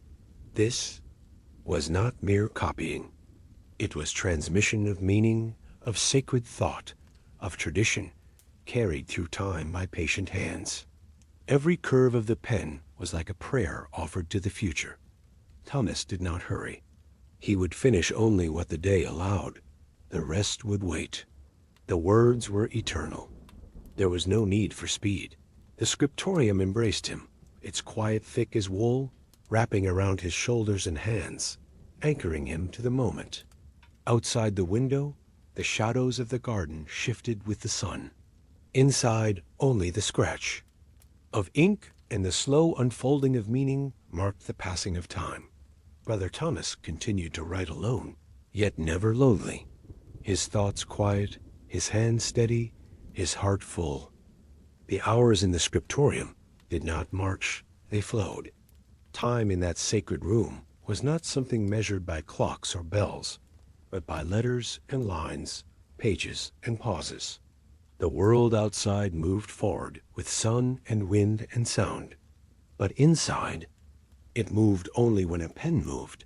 Brother Thomas finished the last word of a passage, lifting his quill carefully to prevent any blotting. He leaned back slightly, letting his eyes scan the completed line. The script was clean, even, and gently, curved in the traditional monastic hand, unadorned, but clear. A worthy vessel for the sacred thought it carried. But now came a different kind of work. Not the recording of words, but the illumination of them. He reached for a second quill, this one thinner and trimmed at an angle for decorative work. Beside his inkpot stood 3 smaller containers, each holding carefully mixed pigment, red, blue, and gold. These colors had been prepared in silence earlier that morning by Brother Matthias, who guarded the recipes like sacred lore. The gold was not merely yellow, but made from ground leaf suspended in a thin binder. It caught the light like flame. Thomas dipped the finer quill into the red first and turned back to the beginning of the paragraph. The capital I waited there, larger than the others, left blank to receive its decoration. He drew the first stroke, slowly, letting the red curve gently along the spine of the letter. A small flourish followed, then a curling vine extending from its base.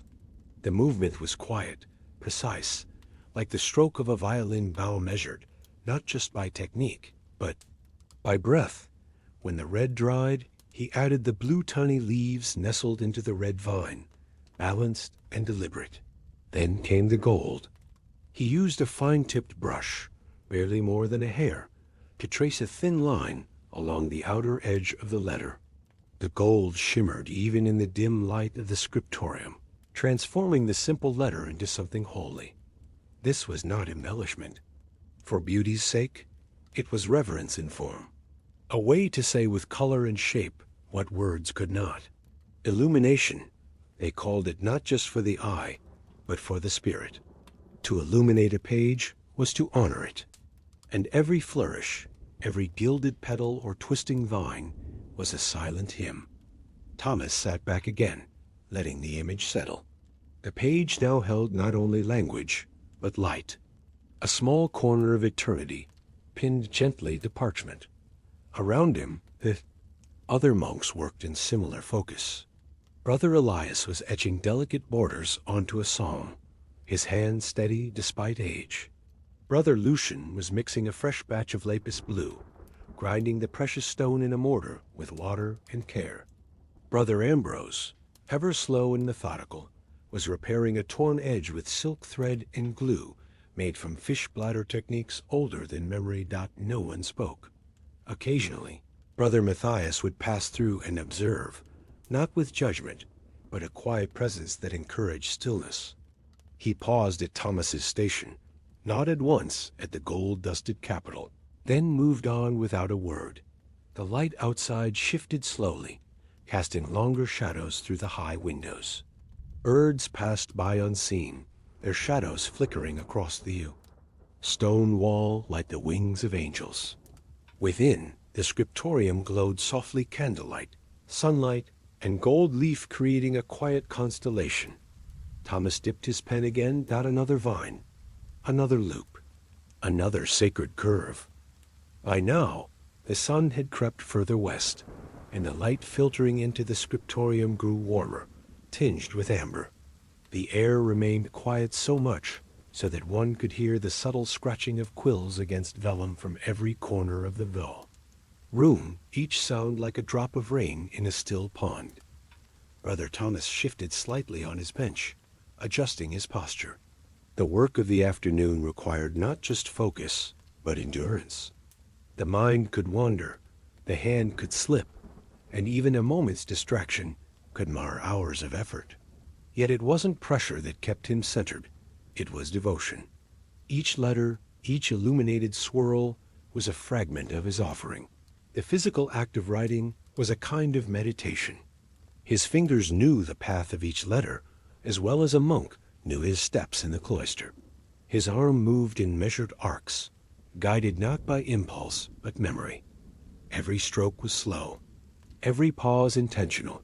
Mental stillness was not easy to maintain. Thoughts came uninvited, a memory from his youth, a question about tomorrow's work, a brief hunger or a flicker of impatience. But Thomas had long ago learned how to acknowledge such thoughts without following them. He let them pass through his mind like wind through trees heard, felt, then gone. There was no need to force quiet. It emerged naturally when his attention was fully present. The lines of scripture he copied were not just symbols, they were rhythms, breath patterns. Some days they stirred something within him. Other days they passed by like clouds. He accepted both. He dipped his pen again, watching as the ink clung to the nib and held. Then he pressed it gently to the page, drawing a long downward stroke. With perfect pressure. No blot, no tremble. The line completed, he lifted the quill and moved to the next dot. Now came a tricky ligature, a joining of letters that required precise angle and pressure. He slowed, breathing in, then exhaled as his hand moved. His breath guided his motion, just as it had in morning prayer. He finished the flourish with a whisper of a curve, then paused. The vellum beneath his hand was firm, slightly textured. The ink absorbed slowly into the skin of the parchment, never bleeding, always holding its shape. The monk's hand hovered over it, careful not to smudge dot to others. It might have seemed tedious. But to Thomas, there was beauty in the repetition, beauty in the slowness. The world outside rushed forward. People aged, seasons turned, empires rose and fell. But here, a single sentence could take half an hour, and that was enough. Even his posture had become a ritual. Back straight, elbows resting gently on the desk, shoulders relaxed. He'd learned over time how to keep tension from building, how to pause before it turned to fatigue. He would stretch his fingers now and then, roll his shoulders, even close his eyes for a moment if he needed. But always, the focus returned. Sometimes, during these quiet hours, he would feel a kind of lightness, not quite joy, not quite ecstasy, but something close to contentment's core. A sense that he was exactly where he was meant to be. That the act of writing was not just labor, but alignment. Outside, a gust of wind passed by, and one of the high windows creaked slightly in its stone frame. The flame of a candle flickered, casting the shadow of Thomas's hand across the page.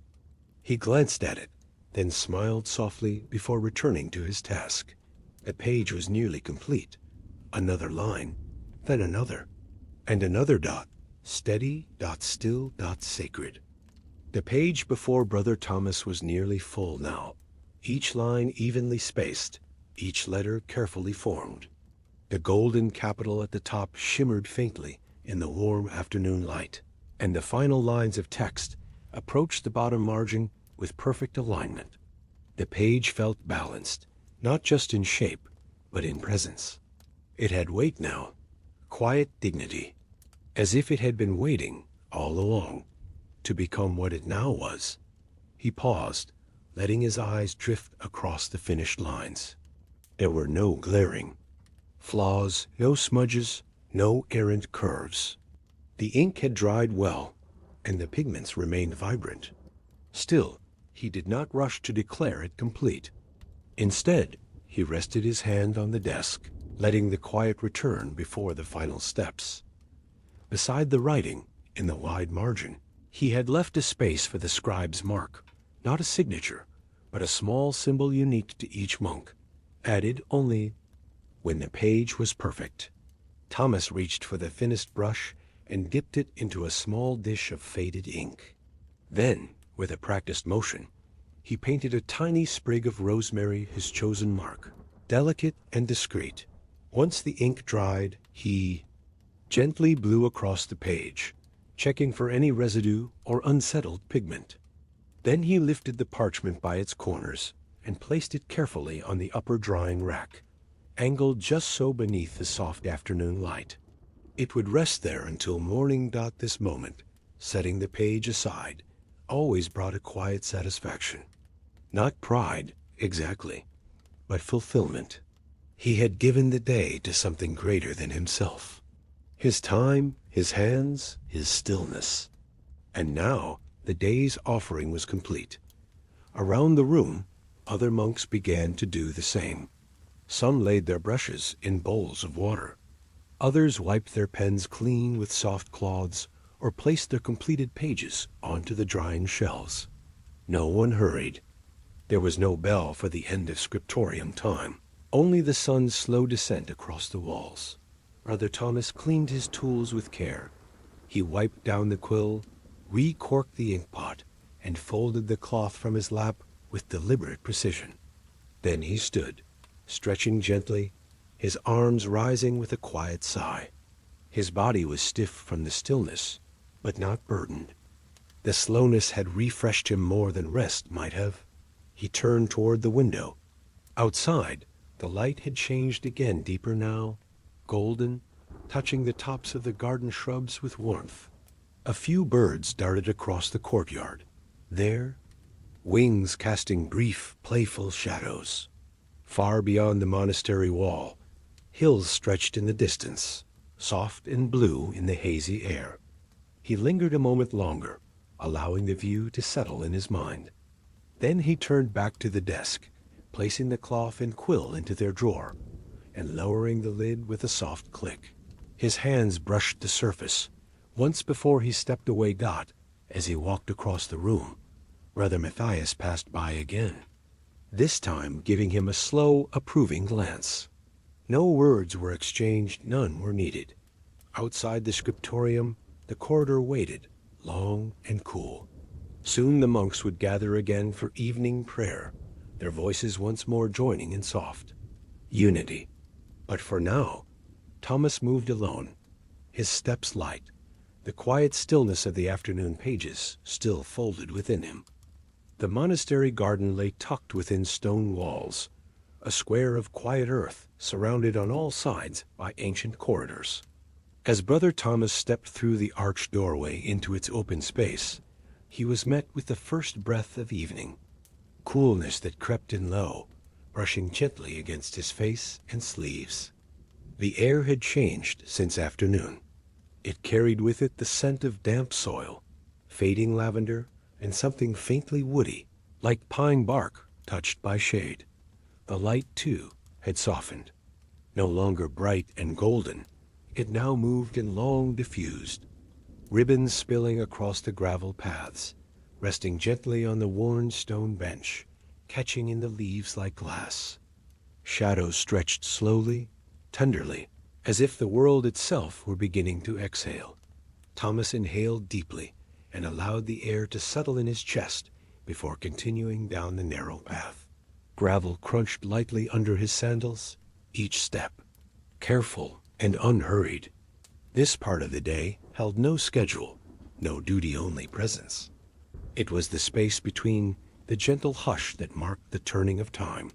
The garden was modest, not grand rows of herbs and flowering shrubs, a few twisted apple trees, a small fountain at the center where water trickled over smooth stones. Birds still chirped, though more quietly now. Their songs felt slower, sleepier. Somewhere beyond the wall, a distant bell rang in another village, its sound barely carried by the wind. Brother Thomas paused beside a rosemary bush, placing his hand lightly against the green spikes. The plant was fragrant even now, its scent releasing easily into the air. He often gravitated to this spot, not only for the aroma, but because rosemary reminded him of the scriptorium, of ink and memory and care. It was his symbol, after all, and in a quiet way, the garden felt like a reflection of the pages he spent his days tending. He moved on, letting his fingers trail along the edges of a lavender plant. The purple blossoms had faded slightly under the sun, but still held their soft beauty. A bee, slow now in the cooling air, hovered lazily above the flowers, then drifted off. The fountain at the center murmured softly. Its water shimmered in the dimming light, and Thomas sat on the stone edge, resting his hands in his lap. The sound of the fountain reminded him of breath. Constant, cyclical, never rushed. Other monks wandered through the garden in their own way. Brother Lucian knelt near the sage plants, tending to weeds with slow fingers. Brother Elias stood near a tree, looking up at the branches as if waiting for a message. No one spoke. The evening did not require words. Thomas watched the sky begin to change. Hints of rose and pale orange crept across the horizon, mingling with the fading blue. The clouds, where they appeared, moved slowly unfolding like scripture, line by line. A single bird crossed the sky, dark against the fading light, wings stretched wide. This was his favorite time of day, not because of beauty, though beauty was here, not because of peace, though peace was present too, but because evening reminded him of rhythm, of things ending gently, of how even silence had a pattern. He closed his eyes just for a moment, letting his breath fall in rhythm with the fountain's trickle, the breeze's sigh, the soft movement. Of leaves nothing pressed upon him here. Nothing needed to happen. The day would fold into night, as it always did, and the world, this small walled world, would rest. Brother Thomas rose from the edge of the fountain and walked slowly toward the far corner of the garden, where a patch of chamomile grew low to the ground, its small white blossoms bobbing gently in the breeze.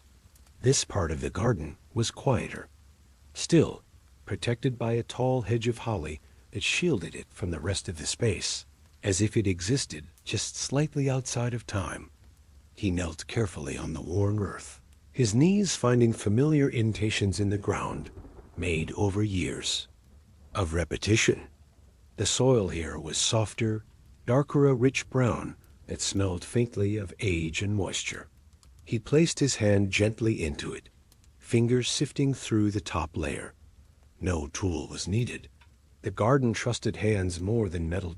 He began the slow work of tending, pinching off faded blossoms, brushing aside stray twigs, gently loosening a patch where the earth had begun to harden. It was not labor. It was prayer in motion. The plants responded with quiet dignity.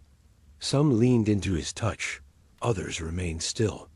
Their leaves bore the signs of recent rain, a few droplets clinging to their tips like beads of glass. The chamomile smelled faintly sweet, like warm hay and sunlit wood. As he worked, Brother Thomas became aware of the voices of the past, though not in any mystical sense. Rather in memory, echoes of hands that had tended this same patch before him. Brother Aldrich, with his quiet laugh. Brother Guillaume, who used to sing softly as he weeded. Even the unknown monks before them, whose names had faded from records, but whose labor remained in every stone and root. The garden held them all. It was not a place of words or histories. It was a vessel of presence. Here, time did not pass. It layered. Each season placed gently over the last like leaves in autumn, creating a soft bed of remembrance. Thomas paused, resting his hands on his thighs, and looked around. The apple tree near the wall, now heavy with green fruit, had been planted 50 years ago by a novice who had since passed. The bench near the fountain bore grooves from generations of robes. The gravel paths had been walked into shape, not designed. Every corner of the garden whispered something. Not secrets, but simplicity. As he returned to the chamomile, Thomas plucked a small bundle of flowers and placed them gently in a pouch. They would dry by the window in his cell, then be steeped into calming tea. He liked the idea of the garden living in his evening cup, its warmth, its quiet continuing into the night. He brushed soil from his hands and stood slowly, stretching his back with a quiet breath. The light was shifting again, softening into amber, pooling in the low places of the garden, turning every leaf into shadowed gold. Brother Elias passed nearby, carrying a small wooden bowl filled with sage. Their eyes met, and though no words passed between them, a shared peace did. In this place, speech was not needed to be understood. Thomas moved once more along the path, letting the gravel crunch beneath him, his hands still marked faintly with earth. He passed under the arbor, now overgrown with ivy, and paused beneath it. The vines rustled gently above him, framing the sky like stained glass made of leaves. The sun dipped lower. The shadows grew long. The day prepared to fold itself once more into silence, and the garden, ancient and alive, held him like an old friend. As Brother Thomas walked the narrow winding path back toward the center of the garden, the hush of dusk settled over everything like a soft shawl. It was not silence exactly, but a quieting, a dimming of the day's voice into something gentler, more spacious. The birds still called to one another, but their songs were slower now, fragmented like fading memories. Somewhere near the monastery wall, a cricket began its chirping, a lone sound at first, then joined by others, weaving a quiet rhythm into the growing stillness. The rustle of leaves stirred with the breeze, creating a delicate backdrop, like the soft crackle of parchment. Turned slowly by careful hands, Thomas moved toward his favorite bench beneath the tallest apple tree. Its limbs stretched wide, forming a natural canopy above the stone seat, casting dappled shadows that shifted as the sun dropped lower in the sky. The air beneath the tree was cool and damp, carrying the scent of bark and moss and unpicked fruit. Set carefully, folding his hands in his lap and leaning slightly back, the bench, worn smooth over the years, welcomed him like an old friend. Above, the branches swayed, and through their gaps, the evening sky flickered. Pink met gold met violet colors. That spoke not loudly but softly, as if meant only for those who noticed. The world around him seemed to slow. Not stop, never quite. That but soften. Time here did not push or pull. It simply allowed. The sounds deepened. The water in the fountain continued its steady whisper, mingling now with the low hum of insects. A breeze stirred the ivy on the stone walls, making it murmur softly. In the distance, a door creaked open and then clicked closed. A bell rang, faint and far, marking the hour in the nearby village. The notes traveled gently through the garden, arriving like echoes carried on sleep. Thomas closed his eyes and let his senses fill the space. He did not pray, not formally, but he listened. To the wind, to the dusk, to the quiet shape of the world as it tipped toward night. These were the moments he treasured, not grand revelations or stirring insights, but the stillness between things, the space between the garden's breath and his own. He felt his chest rise and fall in rhythm. With the fading light, there was no urgency, no thought of what came next, only the feel of the stone beneath him, the scent of apples overhead, and the slow dance of the wind through the leaves above. A star blinked into view, then another and another. The sky deepened, darkening from lavender to blue, from blue to indigo. The colors folded into one another like threads pulled into cloth. The last rays of sun lingered on the highest clouds, illuminating them for just a moment longer before yielding to the night. Brother. Thomas opened his eyes slowly. The garden looked the same, yet older, somehow, quieter. The plants held their stillness differently now, like breath held in sleep. He stood gently from the bench, not wanting to disturb the hush that had settled over everything. The stone was cool beneath his fingertips as he brushed it lightly in. Parting. Then he turned, walking the path back toward the cloister. Each step felt slower, not each sound more precious, not each shadow more familiar. The garden remained behind him, continuing its gentle conversation with the dark. Brother Thomas followed the gravel path slowly, his sandals brushing softly against the stones as he moved toward the cloister door. Behind him, the garden had fully surrendered to dusk. The birds had quieted. The breeze had calmed. The fountain's murmur was now the only voice that remained constant and gentle, like a lullaby spoken not to be heard, but to be felt. As he reached the arched doorway, he paused and turned back once more. The garden was awash in shadow now, its edges blurred, its shape softened. The apple tree stood like a sentinel, its limbs barely moving. The stone bench was empty, but not abandoned. It seemed to rest, as the monks did, in faithful rhythm. Thomas placed his hand briefly on the wooden door frame, fingers grazing the smooth grain. Then, with a breath that rose and fell like the wind, he stepped back into the stone corridor. The transition from garden to cloister was always gentle, yet profound. The cool stone walls welcomed him with their familiar stillness. Inside, the air was thicker, carrying the faint scent of beeswax, old stone, and incense left lingering from the last prayer. The floor beneath his feet echoed more now in the quiet halls, a soft reminder of his own presence in the hush of the monastery.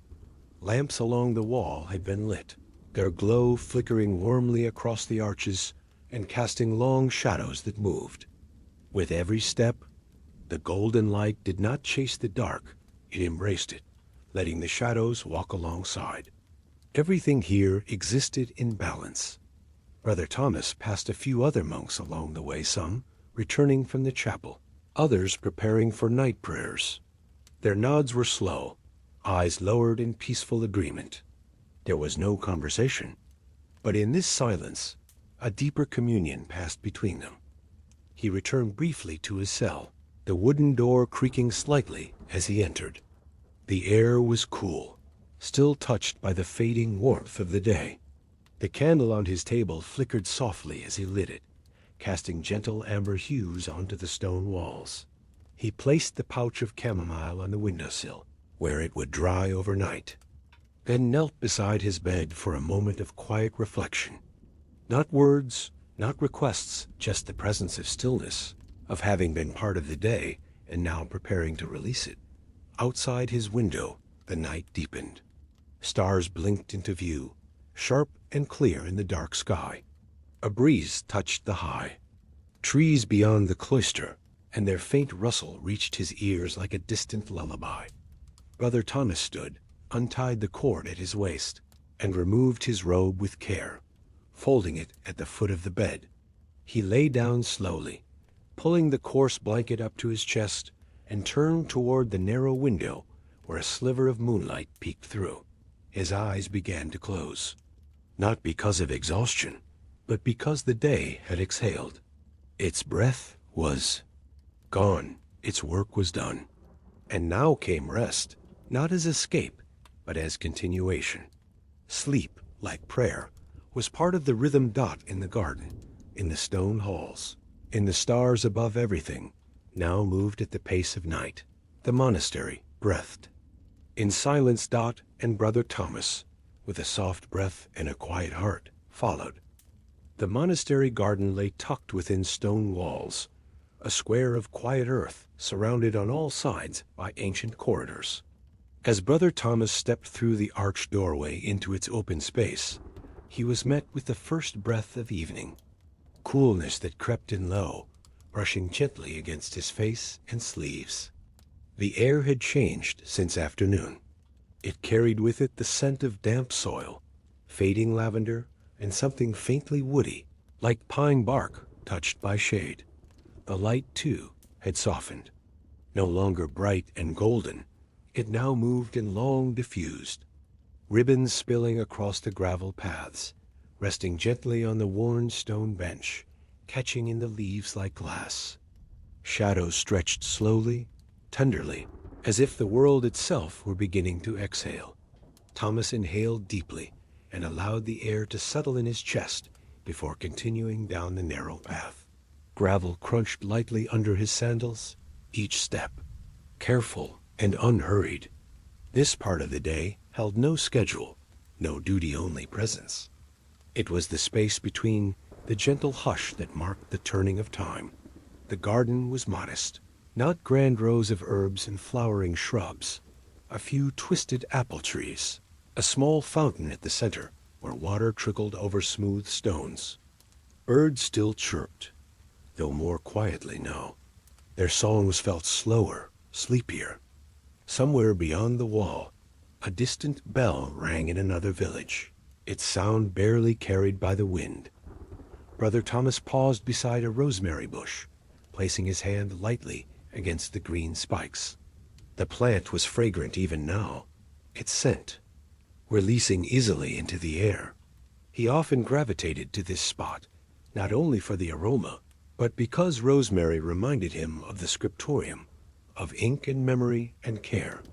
It was his symbol, after all, and in a quiet way, the garden felt like a reflection of the pages he spent his days tending. He moved on, letting his fingers trail along the edges of a lavender plant. The purple blossoms had faded slightly under the sun, but still held their soft beauty. A bee, slow now in the cooling air, hovered lazily above the flowers, then drifted off. The fountain at the center murmured softly. Its water shimmered in the dimming light, and Thomas sat on the stone edge, resting his hands in his lap. The sound of the fountain reminded him of breath. Constant, cyclical, never rushed. Other monks wandered through the garden in their own way. Brother Lucian knelt near the sage plants, tending to weeds with slow fingers. Brother Elias stood near a tree, looking up at the branches as if waiting for a message. No one spoke. The evening did not require words. Thomas watched the sky begin to change. Hints of rose and pale orange crept across the horizon, mingling with the fading blue. The clouds, where they appeared, moved slowly, unfolding like scripture, line by line. A single bird crossed the sky, dark against the fading light, wings stretched wide. This was his favorite time of day, not because of beauty, though beauty was here, not because of peace, though peace was present too, but because evening reminded him of rhythm, of things ending gently, of how even silence had a pattern. He closed his eyes just for a moment, letting his breath fall in rhythm with the fountain's trickle, the breeze's sigh, the soft movement of leaves. Nothing pressed upon him here. Nothing needed to happen. The day would fold into night, as it always did, and the world, this small walled world, would rest. Brother Thomas rose from the edge of the fountain and walked slowly toward the far corner of the garden, where a patch of chamomile grew low to the ground, its small white blossoms bobbing gently in the breeze. This part of the garden was quieter, still, protected by a tall hedge of holly that shielded it from the rest of the space, as if it existed just slightly outside of time. He knelt carefully on the worn earth, his knees finding familiar indentations in the ground, made over years of repetition. The soil here was softer, darker, a rich brown that smelled faintly of age and moisture. He placed his hand gently into it, fingers sifting through the top layer. No tool was needed. The garden trusted hands more than metal.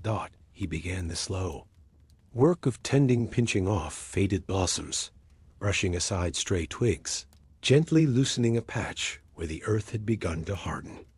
It was not labor. It was prayer in motion. The plants responded with quiet dignity. Some leaned into his touch, others remained still. Their leaves bore the signs of recent rain, a few droplets clinging to their tips like beads of glass. The chamomile smelled faintly sweet, like warm hay and sunlit wood. As he worked, Brother Thomas became aware of the voices of the past, though not in any mystical sense. Rather in memory, echoes of hands that had tended this same patch before him. Brother Aldrich, with his quiet laugh. Brother Guillaume, who used to sing softly as he weeded. Even the unknown monks before them, whose names had faded from records, but whose labor remained in every stone and root. The garden held them all. It was not a place of words or histories. It was a vessel of presence. Here, time did not pass. It layered. Each season placed gently over the last like leaves in autumn, creating a soft bed of remembrance. Thomas paused, resting his hands on his thighs, and looked around. The apple tree near the wall, now heavy with green fruit, had been planted 50 years ago by a novice who had since passed. The bench near the fountain bore grooves from generations of robes. The gravel paths had been walked into shape, not designed. Every corner of the garden whispered something. Not secrets, but simplicity. As he returned to the chamomile, Thomas plucked a small bundle of flowers and placed them gently in a pouch. They would dry by the window in his cell, then be steeped into calming tea. He liked the idea of the garden living in his evening cup, its warmth, its quiet, continuing into the night. He brushed soil from his hands and stood slowly, stretching his back with a quiet breath. The light was shifting again, softening into amber, pooling in the low places of the garden, turning every leaf into shadowed gold. Brother Elias passed nearby, carrying a small wooden bowl filled with sage. Their eyes met, and though no words passed between them, a shared peace did. In this place, speech was not needed to be understood. Thomas moved once more along the path, letting the gravel crunch beneath him, his hands still marked faintly with earth. He passed under the arbor, now overgrown with ivy, and paused beneath it. The vines rustled gently above him, framing the sky like stained glass made of leaves. The sun dipped lower. The shadows grew long. The day prepared to fold itself once more into silence, and the garden, ancient and alive, held him like an old friend. As Brother Thomas walked the narrow winding path back toward the center of the garden, the hush of dusk settled over everything like a soft shawl. It was not silence exactly, but a quieting, a dimming of the day's voice into something gentler, more spacious. The birds still called to one another, but their songs were slower now, fragmented like fading memories dot somewhere near the monastery wall. A cricket began its chirping, a lone sound at first, then joined by others, weaving a quiet rhythm into the growing stillness. The rustle of leaves stirred with the breeze, creating a delicate backdrop, like the soft crackle of parchment. Turned slowly by careful hands, Thomas moved toward his favorite bench beneath the tallest apple tree. Its limbs stretched wide, forming a natural canopy above the stone seat, casting dappled shadows that shifted as the sun dropped lower in the sky. The air beneath the tree was cool and damp, carrying the scent of bark and moss and unpicked fruit. Sat carefully, folding his hands in his lap and leaning slightly back. The bench, worn smooth over the years, welcomed him like an old friend. Above, the branches swayed, and through their gaps, the evening sky flickered. Pink met gold met violet colors. That spoke not loudly but softly, as if meant only for those who noticed. The world around him seemed to slow. Not stop, never quite. That but soften. Time here did not push or pull. It simply allowed. The sounds deepened. The water in the fountain continued its steady whisper, mingling now with the low hum of insects. A breeze stirred the ivy on the stone walls, making it murmur softly. In the distance, a door creaked open and then clicked closed. A bell rang, faint and far, marking the hour in the nearby village. The notes traveled gently through the garden, arriving like echoes carried on sleep. Thomas closed his eyes and let his senses fill the space. He did not pray, not formally, but he listened. To the wind, to the dusk, to the quiet shape of the world as it tipped toward night. These were the moments he treasured, not grand revelations or stirring insights, but the stillness between things, the space between the garden's breath and his own. He felt his chest rise and fall in rhythm with the fading light. There was no urgency, no thought of what came next, only the feel of the stone beneath him, the scent of apples overhead, and the slow dance of the wind through the leaves above. A star blinked into view then another and another. The sky deepened, darkening from lavender to blue, from blue to indigo. The colors folded into one another like threads pulled into cloth. The last rays of sun lingered on the highest clouds, illuminating them for just a moment longer before yielding to the night. Brother. Thomas opened his eyes slowly. The garden looked the same, yet older somehow, quieter. The plants held their stillness differently now, like breath held in sleep. He stood gently from the bench, not wanting to disturb the hush that had settled over everything. The stone was cool beneath his fingertips as he brushed it lightly in, parting. Then he turned, walking the path back toward the cloister. Each step felt slower, not each sound more precious, not each shadow more familiar. The garden remained behind him, continuing its gentle conversation with the dark. Brother Thomas followed the gravel path slowly, his sandals brushing softly against the stones as he moved toward the cloister door. Behind him, the garden had fully surrendered to dusk. The birds had quieted. The breeze had calmed. The fountain's murmur was now the only voice that remained constant and gentle, like a lullaby spoken not to be heard, but to be felt. As he reached the arched doorway, he paused and turned back once more. The garden was awash in shadow now, its edges blurred, its shape softened. The apple tree stood like a sentinel, its limbs barely moving. The stone bench was empty, but not abandoned. It seemed to rest, as the monks did, in faithful rhythm. Thomas placed his hand briefly on the wooden door frame, fingers grazing the smooth grain. Then, with a breath that rose and fell like the wind, he stepped back into the stone corridor. The transition from garden to cloister was always gentle, yet profound. The cool stone walls welcomed him with their familiar stillness. Inside, the air was thicker, carrying the faint scent of beeswax, old stone, and incense left lingering from the last prayer.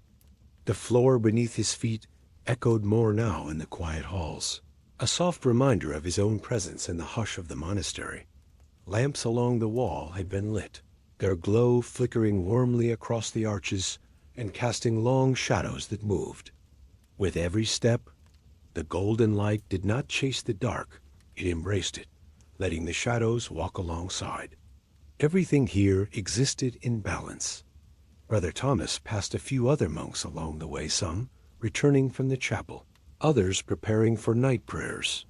Their nods were slow, eyes lowered in peaceful agreement. There was no conversation, but in this silence, a deeper communion passed between them. He returned briefly to his cell, the wooden door creaking slightly as he entered.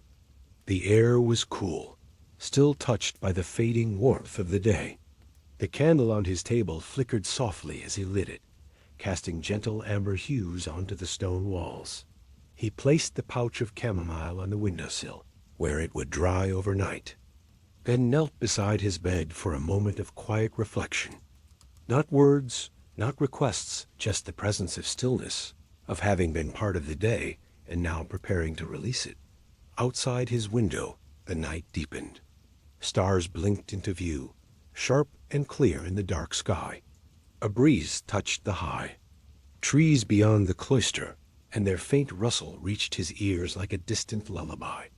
Brother Thomas stood, untied the cord at his waist, and removed his robe with care, folding it at the foot of the bed. He lay down slowly, pulling the coarse blanket up to his chest, and turned toward the narrow window where a sliver of moonlight peeked through. His eyes began to close, not because of exhaustion, but because the day had exhaled. Its breath was gone, its work was done. And now came rest, not as escape, but as continuation. Sleep, like prayer, was part of the rhythm dot in the garden, in the stone halls, in the stars above everything, now moved at the pace of night. The monastery breathed. In silence, Dot and Brother Thomas, with a soft breath and a quiet heart, followed.